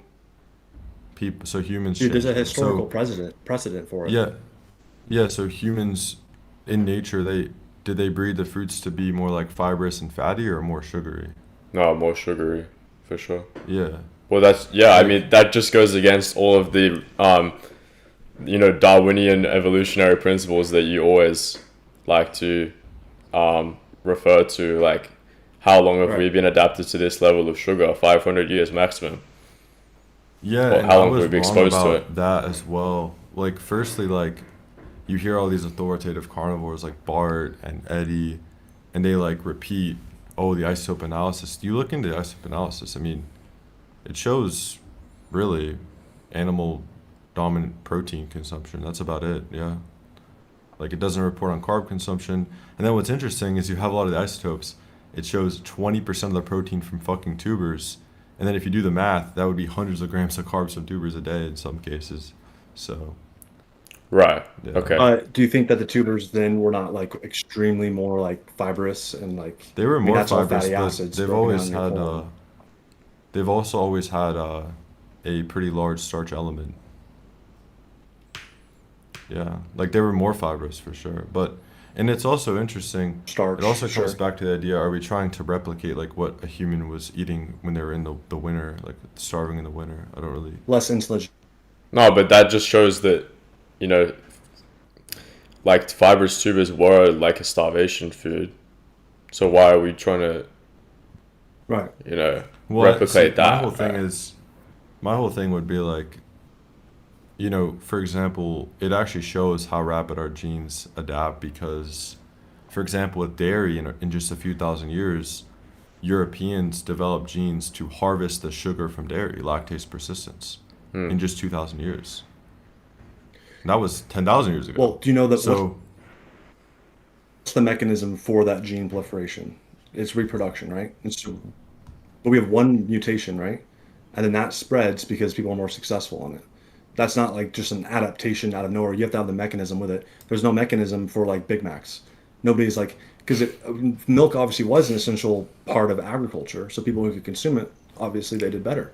And so of course that being proliferated, but that's a mutation based off reproduction. It's not just like a adaptation because it knows our environment. Like, But you know what I mean? it was It's not just like but it was appearance. also a positive thing for the sugar specifically to be selected for though. So if sugar was like very glycating and damaging, it would make more sense for us to just consume the dairy and then have the sugar be undigested though as well. The persistence of the lactase enzyme, that's not like universally true because a lot of like most Asians don't do very well with milk. There's like a subsect of Yeah, Europe because that most of they us haven't come had from. enough they didn't have enough time to adapt to it. Like, well, and also what's interesting is They like didn't need if to. you also look at it from considering we've had a fair bit of time with not scarce food availability, you don't see when you look through the human past, nothing is really depicting that the sugar is like being selected against, right? As well. It's it's really being selected for consistently. Like humans selected for more sugar, we selected for dairy, we selected for essentially everything with sugar. Yeah, but that's just like people, you know, have meth labs and create new drugs. Like it's just that's not really a good argument. It's just that that's appealing to people because of How is dopamine. that analogous at all? Because it's the same, stimulation of dopamine that they want it. It's not because it's healthier or Wait, it's why do better you for think you. why do you think a macronutrient stimulates dopamine? Do you think it's Well, just random? well, Like for one, there's like a for fruit. one, the purpose of the fruit is to spread the plant seed, and the plant puts stuff in the fruit so that, for one, fructose blocks leptin because it wants you to eat more and keep spreading the seed, and then dopamine spikes because it wants you to keep more Yeah. and keep spreading the seed. Like we're talking about a like a mutual relationship where the plant wants something and we want something. So obviously the plant's going to put, in the food something that is going to trigger something else for us to keep coming But back. ultimately, it's your body that decides if eating sugar releases dopamine. So you get sugar, you get the same dopamine from eating the sugar from honey or from dairy. So that's our organism making that choice. That's not like a sneaky Well, dude, molecule. this is like an example of this would be like reproduction. We have dopamine from reproduction, but then that doesn't mean that we justifies excessive porn use. And I think this is the same case with sugar. It's like, yeah, we obviously in the small amounts that we had available to us, it was beneficial because it's quick energy. But now we have this Wait, overabundance. wouldn't you even say the small amount available to us, like in what environment? Like in the tropics or in like the Any Arctic environment, bro. We Circle? lived in the ice age. Do you think it was like when you look at the tropics during the glacial periods, it was still quite warm. It was just a bit drier. Sure, and what kind Like of that's fruits where were available? there was well, firstly plenty of honey, which was never tampered with, and then well, the other thing that a lot of the carnivores say, like all the fruits were bred to be sweeter. There's actually a lot of species of fruit that were very sweet back then that have gone extinct. So that's something I've also been looking into, like the whole idea of how limited glucose and fructose were in the past. I think it's actually kind of BS what they propagate with that too. Like there were lots of species of fruits that were sweeter, way sweeter than like watermelon is today, that were naturally that way, not tampered with as well. Well, why did they go extinct if people would have, feasted on it? Because that's the natural Yeah. selection of fruit, Well, that was right? before agriculture, so we weren't like planting them. So that's just Well, natural yeah, I selection mean that just process. shows that humans weren't going out of their way to eat fruits. Like if we look at Amazonian tribes, they go hunting for days for animals. They don't, go looking in the forest for fruits. They barely even eat Well, fruits in I the mean, Amazon. actually, like when you look at even a lot of the equatorial tribes in the early 1900s, I mean, they're 100% looking for honey, 100%. That's actually like when you look at surveys, that's reported as some of their second favorite food or sometimes their favorite food. I've You know, seen that that. has a Yeah. Do you value. think the availability equals how we have it now? I don't see, I'm not even concerned with the availability of what they desire. I think that the fact they desire it is showing an intuition. So even if they could only find it, let's say once a month, but they're looking for it every day, well, that signaling is, well, if I'm trying to replicate being optimal as well, that would kind of signal, well, let's take a look at honey. Like what benefits might this have? So I think I totally see also a benefit to not being in a chronic ketotic state. In the protein to leave ketosis, that's a whole nother story, by the way. But I mean, again, we're not arguing for a chronic ketonic state. yeah, well then you'll need carbs for at least, I'd say, it seems at least half of individuals will need them. So it's interesting, like also if they're not indicated, like Why you would need we them. need them? Because like even Bart K's friend, Coach Stefan, he actually proved the leaving ketosis with protein thing didn't even work for him. Actually, Wow. and Bart glossed over that pretty hard. Hmm. He tracked his ketones for a whole week, and he didn't leave ketosis once, no matter how much protein he ate. That's Well, it's Bart's not about friend. leaving ketosis. It's about giving a transient insulin bump, which signals Yeah, electrolyte he signal didn't to the kidneys. even get a significant insulin. He got like, and by the way, being in Well, chronic protein's definitely ketosis. insulinogenic. Yeah, but being in chronic ketosis, even with the insulin signaling, it still seems to have pretty bad effects. And there's a reason, the Inuit, they couldn't even stay in ketosis, right, without carbs, or very little carbs. So Yeah, that's a genetic mutation though. yeah, so with their To the cold, destitution of it's carbs, it's they an had. adaptation to the cold. Yeah, it is thermogenic. I mean, the omega 3s they will also just do that, but it's what I would ask kind of is, we can all agree that eating only red meat is like pretty, it's very rigid and kind of boring. Like you're missing out on a lot of flavors people enjoy. I would almost ask also, reverse engineer it. What is the benefit you think you may be getting with that instead of eating like just kind of a whole food diet even as Well, well? for one, you don't have the competition between fats and carbs. Can you address the Randall competi- cycle? Yeah, I mean it's a selection. The Randall cycle is just, I used to think there was like this super inherent harm with eating carbs and fats together. But then you look at it, it's like that's just again propagated by the authoritative carnivores. The body can oxidize different fuels throughout the entire body, and the Randall cycle is just showing selection on a cellular basis. Would you Well, debate it's kale? it's not selection though. It's a fader. It's cross inhibition. It's a slider. Yeah, there's cross inhibition, but it's on a cellular basis. Like you can have your muscles burning fat at rest, your brain can be oxidizing glucose. Oh, you can start, your heart's burning fat at rest, then your fucking penis is burning fructose. Like you can have different tissues in the body burning different fuels at the same time. What I'd argue is the Randall cycle is going to be an issue when you're chronically overeating substrates in general, with lots of sugars and fats, especially PUFA. Then I definitely see like an Well, don't you inherent think harm 60% there. of your diet being sugar is chronically over-consuming it? Considering like if you're not like putting on any more body fat whatsoever and it's what you're using at rest, I wouldn't see the argument for it. That being chronically overconsumed. So you're offsetting the harms with exercise. No, even at Essentially. like rest, like let's say you're eating the appropriate amount of sugar and fat for what you use in a normal day. And like also what's interesting is like when you have really optimal ATP production and when you have everything working well, like the whole deuterium thing, that's another thing. It's like your body is very adept at perfectly regulating that. That's why it's normally a thing with deuterium. You see it become an issue with people who are like 70 because they have super impaired ATP production. They can't properly regulate deuterium. So even that was like a mechanistic speculation, which I think is pretty foolish of myself as well. That's also What do you think environmentally causes dependent insulin? though, because like when you have the sun and the light and the heat in the tropics, that's deuterium depleting. But then people in the I um, understand this. Yeah, I used to yeah, subscribe to I this mean, as yeah, well. I know you understand. I'm just mentioning it. Like people in the Yeah. Arctic, that all of the foods are very low in deuterium. It's low water. They do all of the water that they get. Most of the water they get is produced endogenously because they have to have deuterium depleted water. Well, they drink because blood too, but yeah. okay, yeah, but they do have Well, I quite a get your point, low. yeah. They do have quite a low water diet and a low deuterium diet for the most part, which kind of like it's matched to the environment, right? Because they don't have as many deuterium depletion mechanisms as someone in the tropics.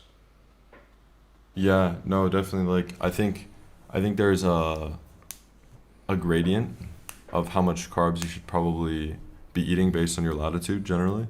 But like even, Paul Saladino actually had pretty good literature on this. Like when you analyze the meat the Inuit are eating, it's with the glycogen, it's actually like 20% carbs, which is interesting. So even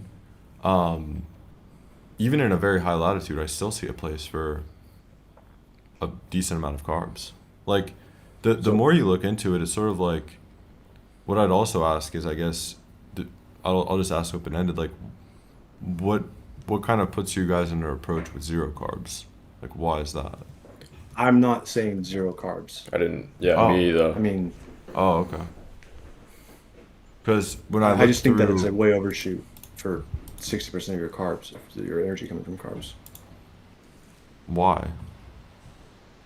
Because I mean, there's no biological precedence. We clearly have, like, again, insulin raises, that suppresses glucagon, which is the hormone that drives your gluconeogenesis. So it's like a drug, right? Right. You take a drug, releases dopamine, then you're producing less dopamine naturally. So you start being carb reliant, then in between meals, suddenly you're grouchy, you have low blood sugar. I mean, it's necessarily suboptimal to any kind of, I mean, disconvenience, really, just on that Wait, point so alone.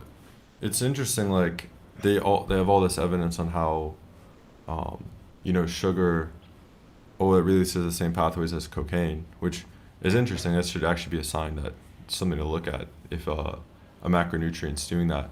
But what's interesting is fat does the same thing, and it's context dependent on Oh what yeah, you're hungry yeah. for.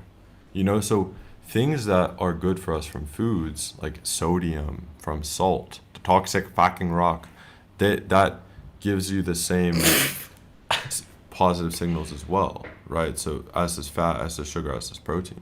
So the whole sugar addict thing, it's a really interesting like term. People call people who eat sugar addicts when they're enjoying a nutrient for them. Same with fat. Are you guys meat addicts? No, it's what you should be eating, so Well, but insulin, your highest insulin spike determines your appetite for the rest of the day. So of course, consuming sugar makes you crave more well we'd have sugar. to we'd have Whereas to if you just dig have into label, that as say, well, well. Like do you a lot disagree? of the yeah, I do. Like I really do. What's interesting is just like with I always used to talk about how with meat and fat eventually it stops tasting good. It's like it's the same with if I go grab some orange juice and I haven't drank or eaten for the day, at first it's like super whoa refreshing and sweet, it's amazing. I get to I drink half a liter of it, now I'm kind of done. Like I'm good.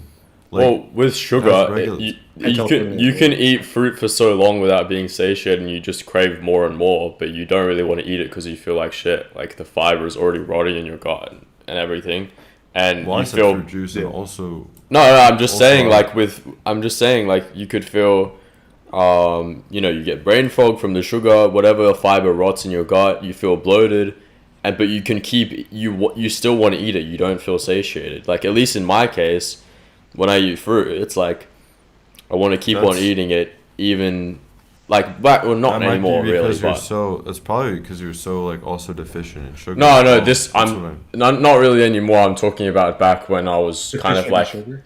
when I was like, um, doing, you know, like kind of what you're recommending now. Like I had a lot of fruit juice and fruit and such, and I could just keep on eating fruit, but eventually I would stop, not because I don't want to eat it anymore, just because it made me feel worse and worse the more I ate. So you realize so lowering your blood sugar makes you crave more exogenous carbohydrates to bring that back up, right? I mean, the mechanisms are very clear. Yeah, yeah, the Why it the makes you whole want like with more leptin sugar. as well. the whole insulin like insulin overcorrects, then you need to eat more sugar. That whole theory is mostly from like French fries.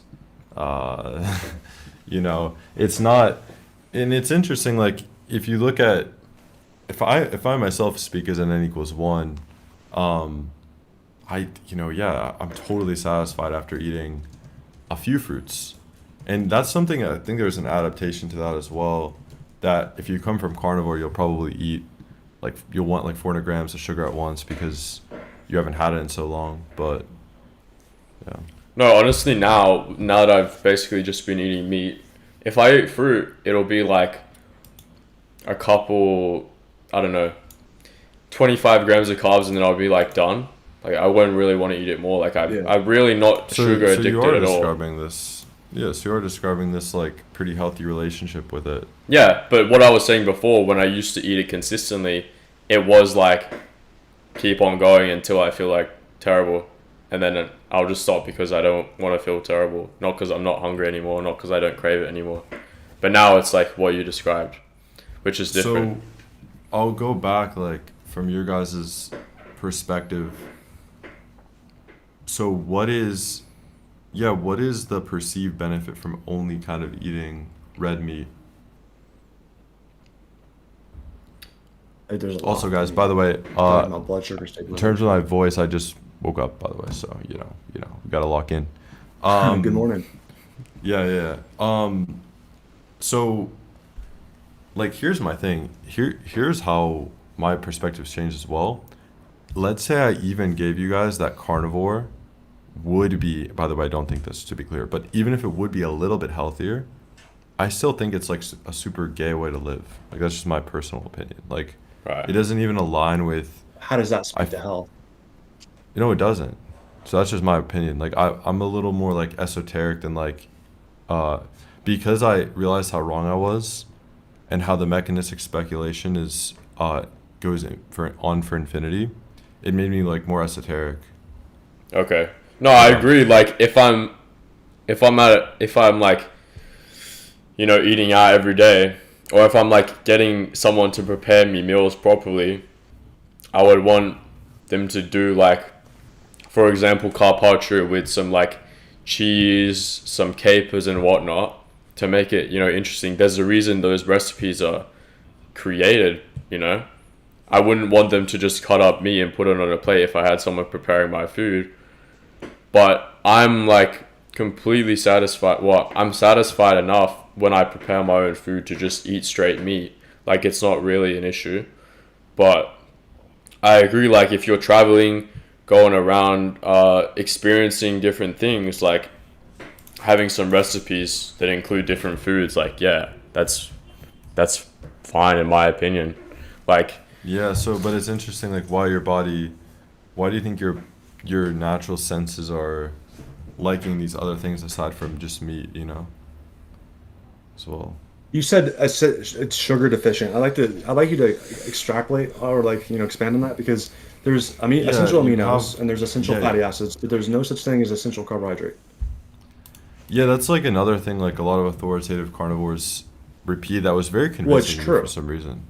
Yeah, yeah, like but the fact that that has any weight at all, it's like yes, sugar is so important, we'll make it no matter what. But um like a lot of authoritative carnivores repeat that like not a single gram of sugar is required in the human diet. That's something like Bart K does, like very authoritatively. In the diet. Yeah, yeah. And it's interesting, it's like, yeah, we don't really care what's required for survival. Like we're looking at what's optimal. Because like I could also go around and say, not more than It's 50 grams yeah, of proteins required in the human diet. And people look at me yeah. like a retard, because no shit, right? But we're So, talking about optimal health.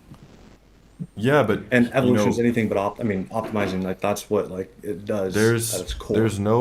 there's no evidence like in the absence of hard health outcome data, it's very you're doing a big stretch to say not a gram of carbs is required in the human diet for optimal health. That's why Bark never says that because that's unfounded. That's a theory. Yeah, but yeah, it's not required to survive because yeah, we needed that mechanism because we But the were only thing that fasting causes for. sugar deficiency is low blood sugar and exogenous carbohydrate dependence because you're over consuming it. When I meant that, I meant that like let's say you have someone who's a long-term carnivore, they eat very little sugar, it will taste very, very sweet to them. It will taste really good. I remember I saw this. You guys know Thiago Toledo? He was like a raw carnivore. yeah, yeah. Wait, he did. He Okay. like left his I, YouTube channel like closed, didn't it? Or like he stopped yeah, posting. yeah. Yeah, yeah. Yeah, I remember watching a What I Eat in a Day by him and he was on keto. He was eating, no sugar and then at the end of the day he had two oranges and he was like you could see how bad his body was like craving them. Like he was like, "Oh my God, this is the best thing I had the whole day." Because he was eating just so much fat and meat the for the previous day of eating. So it's sort of like That that's a doesn't mean gradient. anything, bro. I do Coke and it's the best thing ever. I mean, I don't, but it's, Yeah, what I it's mean? interesting. Like That alone doesn't say anything. it's very unanalogous because Coke is not a macronutrient that we benefit from, right? It's we know the chemical pathways that it's kind of But artificially you're specifically talking about your manipulated. reaction to it. I mean, Yeah, like that affects can be so stimulated in so many different ways. Like the you said, fat. reaction among natural foods and a macronutrient versus a drug is very different. Not I really. know, but you're talking Yeah. about the dopamine spike, and it's Well, like all so food gives you when you dopamine. have a good reaction to like a seared steak, is that just like cocaine? Like that's just dumb. No, That's see, just especially if dumb. you're starving, anything you eat is going to give you a dopamine spike, right? And so Yeah, why so would you say because we it's dopamine spike even from more sugar? it's even more interesting than when you get a dopamine spike after you've had plenty of fat and protein. That's even more interesting then, isn't it? But What? Because um we need to eat. What do you think it's like necessary for us to Dopamine have literally heaps of tells you dopamine how all much the fat. time? Like, and no, it's the no, I think same. it's a It's the same signal. thing with like overstimulating yourself with, social media. Just because you haven't been on Really? social media, well, it's comparable. Yeah. Just because you haven't been on social media for a while and you doom scroll for a bit, you're getting dopamine. Does that mean like it's beneficial for you? It's not completely No, analogous because because again it's like not food, but it it's is one of still the them same is thing. one of them is providing you with an essential macronutrient. One of them is a But it's man-made. but it's not the like carbohydrates not essential in the diet. The point So is you it's can not it's consume not. and put things in your body that give you dopamine. Like there, Well, I mean, that so doesn't. Yeah. so though dietary carbohydrates is not required, it's still something you're eating and you can use for energy. Yeah. That's still something that can even refill your muscle It's glycogen true. more than not eating carbs Mm. to a degree that the studies depict is probably beneficial for training as well. So But it's not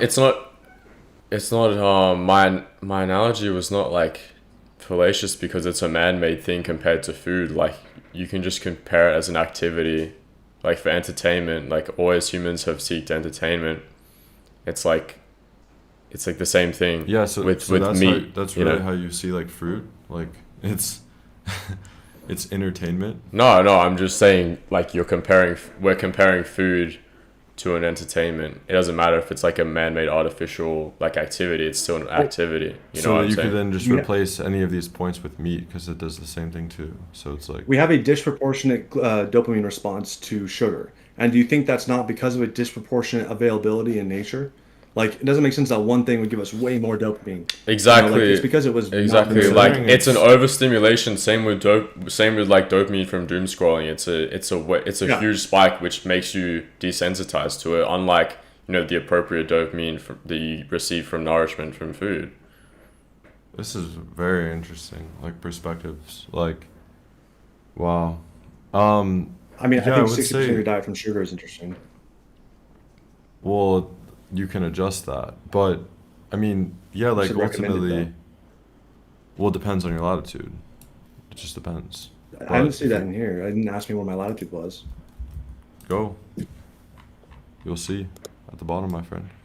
Um yeah, like so I mean it's like also one of the main things you guys is like glycation, right? Oh, Yeah, Yeah, I mean mainly from glucose, but as well as that, like through the polar pathway, how fructose is generated systemically, and then it can actually be 10 times more glycating systemically, unlike what you say. I even didn't see the though it's longitude thing. That's cool, actually. oh, okay, yeah, appreciate it.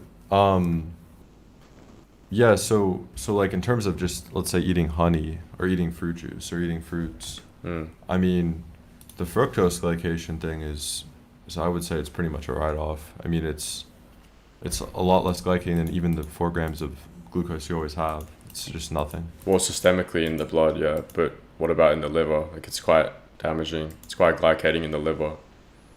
It generates I mean, I would a look lot of at MGO. some papers if you had, but what's interesting is like that's another thing when you look at outcomes that consistently on low carb diets, methylglycoxyl goes up by about 2 to 2.5 times, for example, because a lot of ketone bodies are actually direct precursors to MGO. Interestingly, Alright, um, okay. Yeah. Yeah. So if we look at the outcome, like methylgalactose, bare minimum is elevated by 2 times on low carb. So when we're looking at glycation, it's this rich, complex tapestry of mechanisms, which is again why the mechanistic speculation is sort of not even the right way to Well, go. I think the glycation argument is important, but the thing with fructose is it can't be used by your cells. It has to be cleared by the liver. I mean, your whole point about it It going can be straight to the uptaken liver, with it's glucose because it's as well. toxic. I mean, like No, and your it cells are not also all using fructose, like glucose. well, It they can can. be. It can be They actually. can. With A lot GLUT5 of transporter. yeah, GLUT5 can. That's the beauty about fructose. Also, it bypasses the Randall cycle, like that whole cross inhibition as well. And Doesn't Because it's when we completely. not look at being It up, not doesn't getting its actually. and uptake. when we look in humans, like a lot of the demonization of fructose in the liver is like by Robert Lustig, and then when you actually look through his work, I repeated a lot of his work, and then it's nonsense. It's like feeding a rat, 10x their daily cows essentially in fructose and stuff like that, isolated as well. Because what's interesting as well is when you have a poor glucose to fructose ratio, straying from 1 to 1 fructose sided, then you have malabsorption of the fructose, and then it cultivates a ton of endotoxin. And a lot of the harms that was blamed on the fructose itself in the liver actually seem to be from endotoxin when you look into it. So, yeah.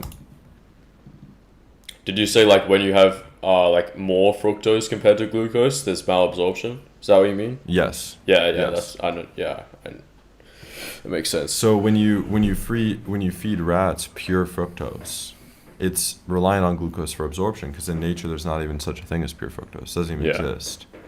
And then you also remove a lot of some certain anti-glycative polyphenols as well, all those things, minerals, blah blah, vitamin B1, all these things.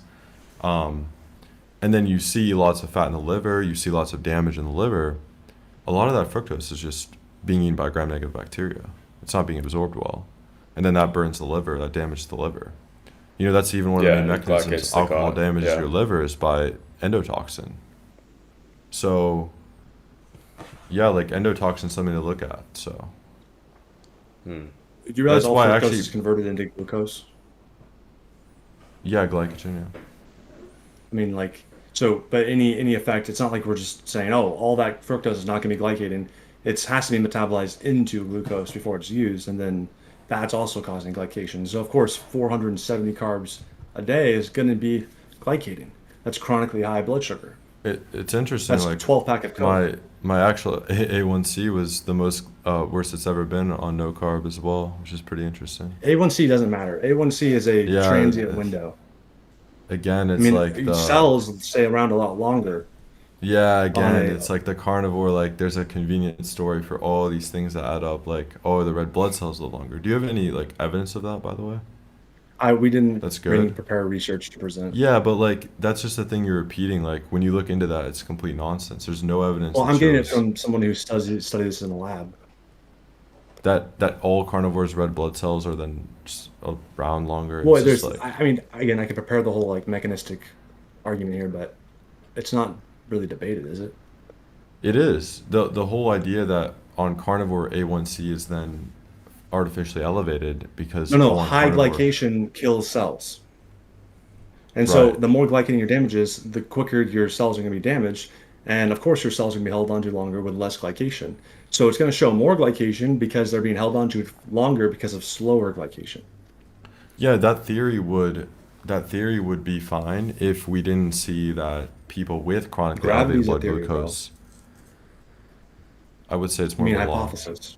but that Laws are theories. but my point is like that would be fine if we didn't see diabetics consistently have high A1Cs, right? So they have chronically elevated blood glucose, yet they also it's tracking, it's working well. Diabetics also can have lower A1Cs. Doesn't mean But like, but but when we look at the trend, right? Like let's look at from a common sense perspective, a most likely perspective. Diabetics still do have high A1Cs almost every single time.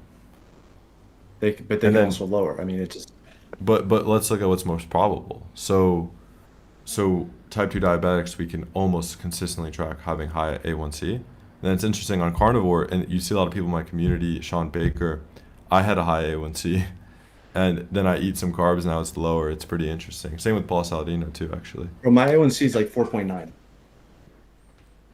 Yeah, that's I mean, that's good. I don't know. I know it's N1, but Yeah, but it's interesting. It's actually a common trend you see on carnivore. That's why this story has been made because it comes up a lot. that it creeps up. That you have high A1C, yeah. And that's just one mechanism of it. Then you start building a picture like my cortisol, like this is just, and again, this is not why I shifted my perspective because I got my labs done about 4 months ago and I wrote them off for at least over a month. But yeah, my cortisol was actually, it was outside of even the reference range bar. So not was it outside of optimal, it was outside of above normal. It was actually outside of extreme. And I had symptomology personally, but again, I don't want to base what I recommend based on my N=1. I think that was a mistake Paul did, but it definitely is something to look at for sure. It's interesting. Okay, so we've gone through fructose glycation, but what about, for example, like when you consume carbohydrates with fat, which is what you recommend, like a moderate to high amount of fat and a high amount of carbohydrates, there is going to be cross inhibition, and that's going to increase the glycation load in the cells from glucose. And then also on top of the Randall cycle, you're going to have like heaps of carbs coming in, which is going to activate the polyol pathway and cause systemic fructose production within cells, and that's going to be 10 times glycating than the glucose because it's systemic. Yeah, it's just back to mechanistic speculation. It's like what's interesting is when you are looking at a lot of carnivore lab work. Like I've looked through about Wait, so you're an probably outcome cell now? I'm a what? An outcome cell? Yeah, I am. I am. Like the mechanistic speculation, that's just infinite. Because then it's like, okay, then you can say that. Then I can say, and then MGO is up by 2.5 times on keto diets or low carb diets, like consistently. Are you an And that's epidemiology stan? no, never. But What outcome trials um, do we have? And I mean, like it's garbage. yeah. If So we had some good data, yeah, but that's of why course everything's like when we're necessarily forming. mechanistic speculation. So when we're forming perspectives, that's something a lot of the authoritative carnivores do too. Is like they demand evidence of they demand evidence that doesn't exist instead of looking at what we have from an open mind. Like if Bart K was in this conversation, he'd say, "Show me a trial of identical twins from birth that show high cortisol is Right. bad," or something retarded like that. It's like, yeah, no shit, we don't have that. But if we want to form a perspective about what is likely optimal, most likely, I would say these are things to look at, most definitely. So, so yeah, like you can have the mechanistic speculation of the polyol pathway and then how endogenous fructose is 10 times more glycating. Again, that's just in vivo. We then need to look at, vitro. Then we need to look at, the total over amount of glycation. How long is that actually exposed in the cell? You know, it's something you can never even get to the bottom of, which is why it's called mechanistic speculation. So I think Yeah. it's like a poor thing to look at, really. Yeah, if we had those trials, then it would be, could be dismissed or could be proven. That's why we look at Yeah, mechanisms, because Well, we that's but if just we one don't can't of look have at that mechanisms, then data. we can't do anything. But then it's interesting, like, so do you guys also subscribe to the idea that, oh, like, we consistently see the thyroid panel on keto shift to the exact same panel essentially when you're starving? It's the same ratios that are straying. Like, do you think that that's something that you look at and you're like, that's optimal health? Well, what in like I look what at what symptomology. time frame is that? You know, Over 6 months, a year? right? Is that with like reverse T3 as well and TSH including, or is it just T3? If you look at the general keto RCTs we have, some of them up to 2 years. But what are What they you'll eating see- though? Is this like a fully chronic ketogenic diet, like the 4-to-1 epilepsy diet, or is it like a properly balanced, formulated carnivore diet? It will vary, but so again, like, also you've been talking about K. I think it's a very bad mentality to have, is requiring perfection instead of using what we have to make inferences, right? So like for example, Bart K, when I watched that thing you did with him, he's essentially teaching you, like, if the p value is, you know, 0.06, then just throw away the paper. It's fucking nonsense. It's garbage. It's like, that's not a way to look at things from an open mind and say, hey, maybe there is something to look at here. Right. No, I This is agree. still I a agree. I agree. It's like a very, like these people look at things, and I was victim of this too. They look at things from a lens of, you know, we watch Eddie Goki or Bart K, even Anthony Shafee, any of them. They're watching for the second they can find a way to tear it down, and they're looking at it from a way of, how can I tear this down to make carnivore right? They're not looking at this as what's most get what you're likely saying. to be right. Of 100%. But course. you do realize adjustments and everything exists. Like you have to also look at it from the lens of what they are representing, like what they want you to see. Whereas we're not looking at, oh, what was the linear regression? Like like how are they adjusting these variables, and, like, you know, p hacking, you know, I obviously, like, I did those videos on, like, the relative versus absolute risk, and then we realized, oh, all of these, like, red meat and cancer associations are Well, 105 epidemiology times is a different smaller thing. than Yeah. yeah. But so what Epi- kind of data are you, like, what kind of research But are you? here's something, like, let me give you an example. I could show an authoritative carnivore. I could show them, dude, my posture is fucking shit. I need the Oscar Patel to come help me. Okay. um, like, you could show Bart K a 1-year trial on keto, and I'm calling him out. I mean, I hope he sees these clips. I actually really dislike him now because he's so authoritative. He sent me an email like, take down your video and revert to carnivore, or else I'm gonna, like, attack your channel. It's like, well, bro, Did he actually? Wait, so Bart K weird. sent you that? Yeah, he's so Oh, wow. attached to the ideology. He's so authoritative. That's scary. Yeah. He sees someone leave his cult, and he's, like, very threatened. It's really weird, actually. That is actually Very- very odd way to behave. Yeah, I agree. Yeah, it's Well, really. I'm not it's- like a follower of, I mean, it's not like a Bart K follower. It's not like a religion. This is just Yeah. one guy with ideas, you know. Yeah, I'm All, just like, referencing him because Marcus has spoken to him. So you cannot comment on Marcus if you want to stay on good terms with him. But I think he's a very authoritative person. Like, he wants everyone to agree with him, and if they don't, he sees it as a threat. It's very interesting. I think it's more of a blind side, bro, because you've been, like, the face of carnivore for so long, or not like the face, but, you know, the main proponent of it. And then this all of a sudden 180, 4, you know, 60% of your diet's carbs. No, like, hey, maybe we should have a little bit of fruits, like, in between, like Paul Saladino. It's just, like, full on, like, 12 cans of Coke a day, equivalent of sugar. Like, you know, it's just out of nowhere. Yeah, Like, I thought it was also, a joke. when I was looking through your TikTok, that was also interesting. Like, you said, it's 12 cans worth of sugar of Coke. That would kind of Right. be looking at a high fat split. It's also this weird lens. Like, that would be looking at a high fat diet and be like, okay, he's having 400 grams of fat or 200 grams of fat. That's literally the same as 2 cups of seed oils. It's just stupid. That's not what we're eating, though. Dude, okay, fatty acids vary. Yeah, Like, fatty acids are sugar different to doesn't vary. sugars. Yeah. I mean, double That's bonds, very fatty, different. yeah, As there are is all the kinds of effect different of fatty acids. drinking, as is the difference between drinking Coke versus fruits. Well, yeah, high fructose corn Free syrup sugar is versus cane virtually- sugar. Yeah, for sure.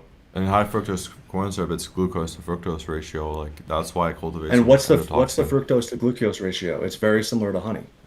People No, don't know it's more fructose. It's, And maybe it slightly doesn't more vary sugar. that much, I don't think. What, high fructose corn syrup or sucrose? Yeah. Well, sucrose is 1-to-1, I believe. But Yeah, I I'm thought saying so. high fructose corn that. syrup.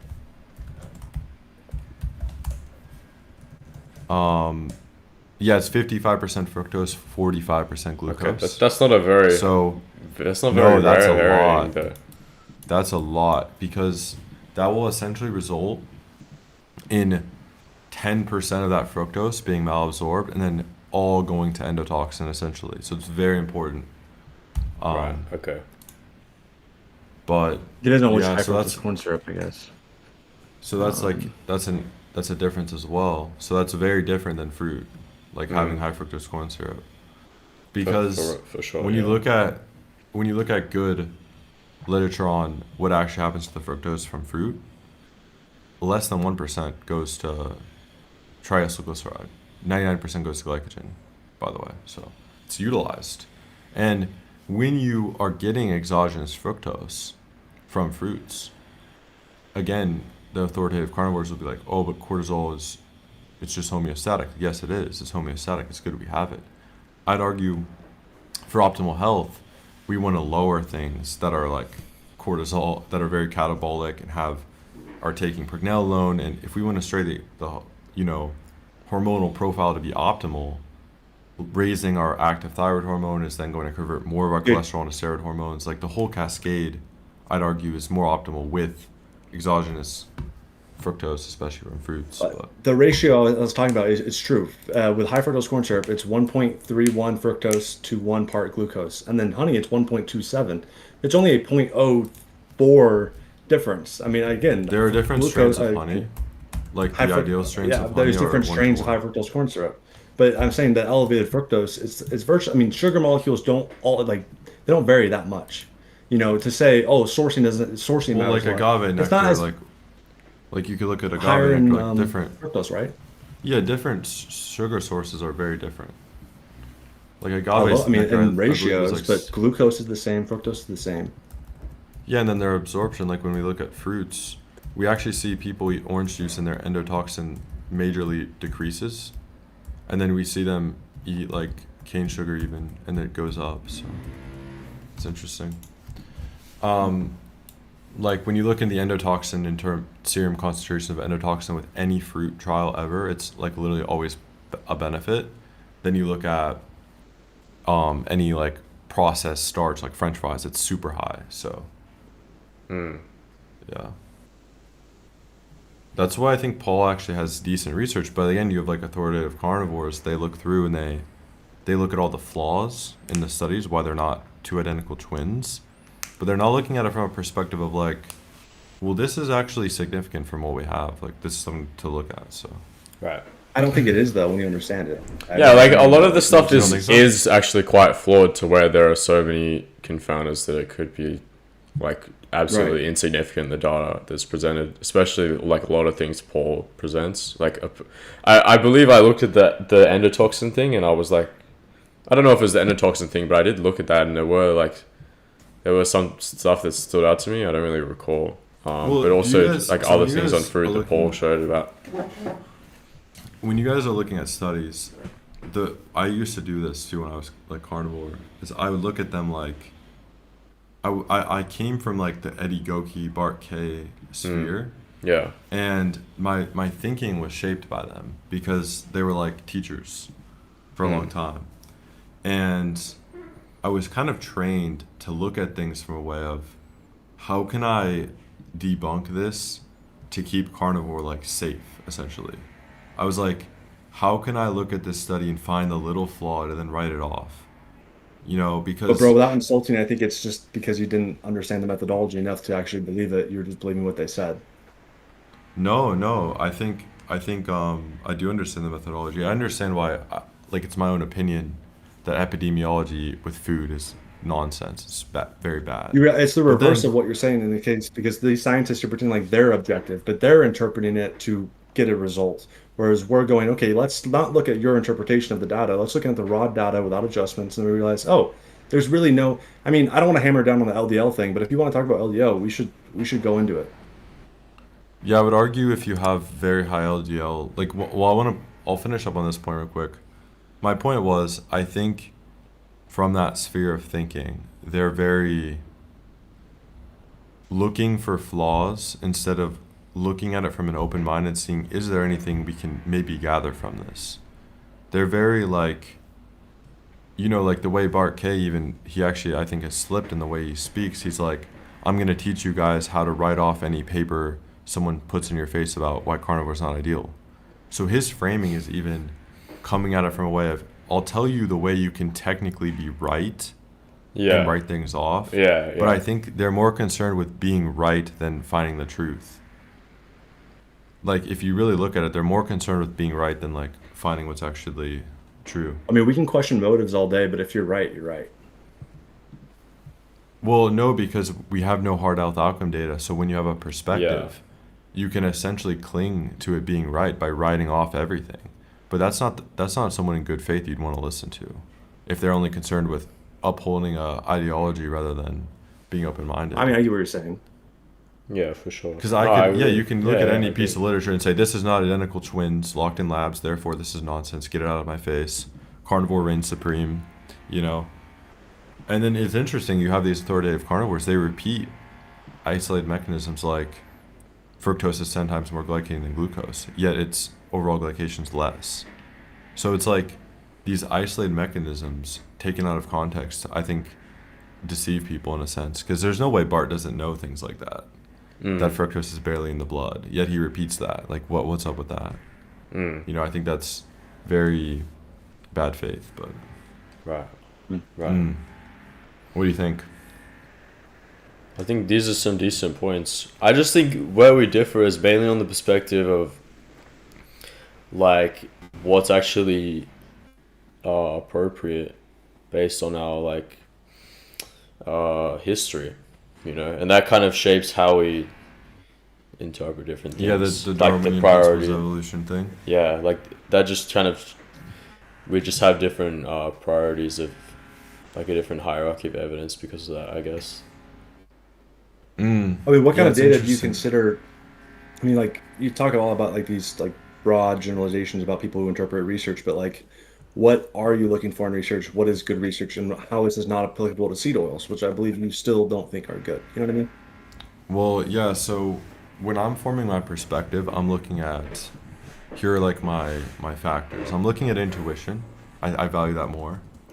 The intuition of how humans have different cravings for things that are reflective of different nutrients. Like, you know, something I noticed in Bro, myself, like I my really, intuition tells me to watch like porn, bro. I mean, like that's like in modern society, we're not so shaped to again, have like intuitions about modern that society. among, so again, Right. intuitions among man-made modern addictive things. Yeah, versus, well, like man-made foods are a little modern different, though. fruits that we haven't been adapted to eating for more, like haven't been Yeah. exposed to for more than 500 years. Like it's the same thing. We haven't been exposed to porn for more than Exactly. 50 years. It's the Well, we've same had deal sweet with fruits for a lot. We've had sweet fruits, especially things like honey, which are not tampered with at all. We've had that for essentially since the beginning of time. yeah, but the And it's about exposure, the availability, exactly. Wait, do you guys have any literature on how available it was for people, like let's say even pre-agriculture? I mean, You're no, kind of- but it's like Like not. brain It's research. nothing to do. It's nothing like what we have now with farms. It's not even but, like, comparable. when you look at tribes consuming quote unquote 20% of their calories from honey, like that's Those are pretty- tribes in a modern world, hunting like mostly small game animals. But they're not- They don't have they're not access to big farming bees. herbivores. Well, that's We like hunted the that mammoths. was like one tribe in Ken. Like I did look at that, but it was for like a few weeks of the year, right? It was like No, in the equator you can get it year round. And when you look at the isotopes, you know, humans really came out of the equator, and that's actually the most abundant place to live. So like that's also something like no, but what tribe are you Really? referring to that they eat it? Do they eat it year round? That tribe, because the one I saw, they eat it, the 20% of their calories from The- honey or whatever for a couple weeks of the year. the traditional Hadza roughly got 20%. This is in the early 1900s, not like the Paul Saladino Hadza. Right. Although they're, you know, they're wearing Adidas and shit. But the original Hadza got roughly, when observed, 20% of calories, quote unquote, from honey, and then they would eat fruits year round as well. Right. Okay. And so again, like comparing something like honey, which has not been tampered with by man at all, if you want to look at it that way, that's full of fructose and glucose, that's sweet to our senses, that's been consumed as far as we understand for a very long time. Like comparing something like that to then like porn, I just think it's like in bad faith almost. It just doesn't seem. Fair enough. Well, it's a Yeah, comparison of how analogy. modern society has hijacked our senses, and same thing with the food we have available to us. I mean, But fruits. but Again. honey isn't from modern society though. Honey is The the one availability thing that, is. yeah, exactly. Well, but when we're looking That's at why like a it's tribe that disproportionately hasn't been rewarding to tampered us. with getting 20% of their food and energy intake from it. I But don't see 20% at the equator of, you know, calories is not very comparable to like, you know, the amount The of rest of the world. carbohydrates that you're eating, that you're recommending people eat. Yeah, because what humans had availability is not particularly like indicative of what's optimal for health. Like a lot of humans, you know, they'd go days on end without eating, and they would they would die of starvation, things like that. That's not really what I'd want to emulate of optimal health. So like I believe optimal health is actually having an abundance of food, so not starving. Yeah. And you know, so if we're going to emulate food availability, then it just seems like, yeah, that's what the scenario was when people is it's like when Anthony Shafee references people crossing the ice bridge, like they had no access to sugar even if they wanted it. It's like, yeah, that's the point. They were in a detrimental state. Like if we're being optimally healthy, I don't see it as something to emulate. But So you're saying, just so I'm clear, there's a historic and biological precedence for over 60 or over 50% of your diet coming just from carbs. depending on the environment and the time frame, yes, that is And very for a majority of humans, enough, or just like a minority, or well. Yes, this is where there's this arbitrary line that carnivores also like to point to of like, you know, biological adaptation. We're definitely adapted to eating meat, but I'd argue almost every human is also adapted to eating carbs as well. Clearly, based right. on our physiology, we are. There's not a single human that eats a fruit and it's like, oh, I can't harness this sugar. Same with even starches, actually. Like every human has But we amylase in come from actually a very high long line of amounts. evolution of species before us that, I mean, like a lot of these things are vestigial. I mean, I think that the reason we like fructose is probably largely also that when we were frugivores, because our ancestors were in trees, right? Yeah, and that, you know, systemic extreme glycation hasn't knocked that out of the gene pool, it seems. Dude, my camera died. You It's guys okay. Oh can no, keep talking, it's fine. Just keep talking. Yeah, yeah. I just woke up, so I don't have my cam on. But, um, all good. like, yeah, it's interesting. Like, humans didn't leave the equator until quite recently, actually. So, really, most humans to ever live would have been in a tropical climate surrounded by honey. Like, a lot of the carnivores are citing these very northern isotopes. Again, only looking at what the protein is made of, still finding tuber consumption, which had carbs, and then not even counting any of the honey and other and dried fruits they may have had, things like that. So, I mean, from an anthropological perspective, I think it's hard to find anyone who is zero carb. I think it's damn impossible, actually.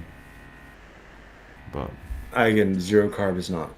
But there's a false dichotomy: 60% carbs or zero carbs. That's not the case. yeah, so the reason I think having being more carb dominant is a good idea, especially on the equator, is for optimal hormonal composition. It's clear at least being moderate carb. By moderate carb, I mean 150 grams to 200 grams a day.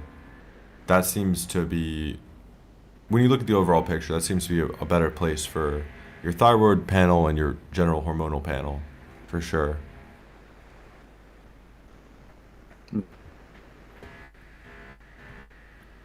I get what you're saying. It's the same arguments vegans use. Like, well, just because we were doing this doesn't mean that that's optimal. But again, for the same reason of evolution being optimizing, that I think that's completely false. It's like, you buy a lizard from the store, like I said in that video, you say, what does it eat? You don't say, oh, that's an appeal to nature fallacy. That's what it's been adapted, that's been what it's been optimized to eat. And I don't see the availability there. I mean, I'd be So open to like getting my mind humans, changed, but so again, Ice humans in the Age and past, like everything. yeah, in the ice age, like that were starving and stuff, were in the northern climates. Like again, we have very little isotope data of the tropical people. A lot of them because the it was very hot for the collagen to remain preserved. So, but anyway, so yeah, there were people starving in a cold and dark winter. Like, what indicates that being optimal health though? Like something to emulate for optimal health. No, I'm talking about availability. And that happened for long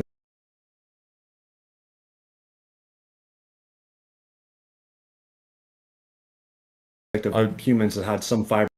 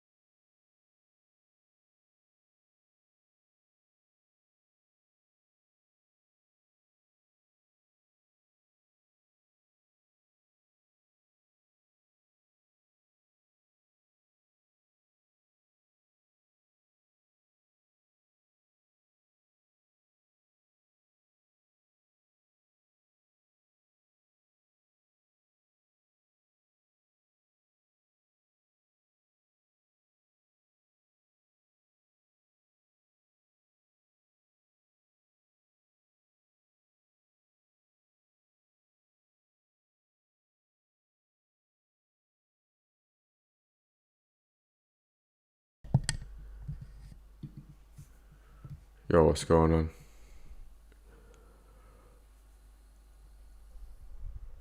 Bro, you cooked the audio, I think. It muted. Yo, say that again. No, the audio got Oh, I'm muted. back. I'm back. What's up? Yo. What happened? Yeah, it seems you. Oh, It seems yeah, you I muted the accidentally audio. muted the thing. Yeah, you're right. I tried to mute my mic on the OBS, but I did the. Yeah, Oh, the desktop. I see. Okay. yeah. Sorry about that. No worries. Do you guys want to keep? I'm like kind of getting hungry low key, so I might Yeah. go grab some food. Yeah, we could wrap it up. I mean, Sure. I don't know Got if there's part anything two. else Okay. we should cover. Cool. Okay. That was All fun. right, guys. Good to hear your perspective. I'm gonna go eat my fruity honey bowl. You guys enjoy the. Wait, so the you're raw not being steak, paid by though. Israel? No. I think being anti-sugar is more what would result in that. Okay. Yeah. All right, bro. If I ever promote Pufa, you guys can come kill me. Yeah. All right. Good to know. Take care. All right, bro. See you guys. Bye-bye.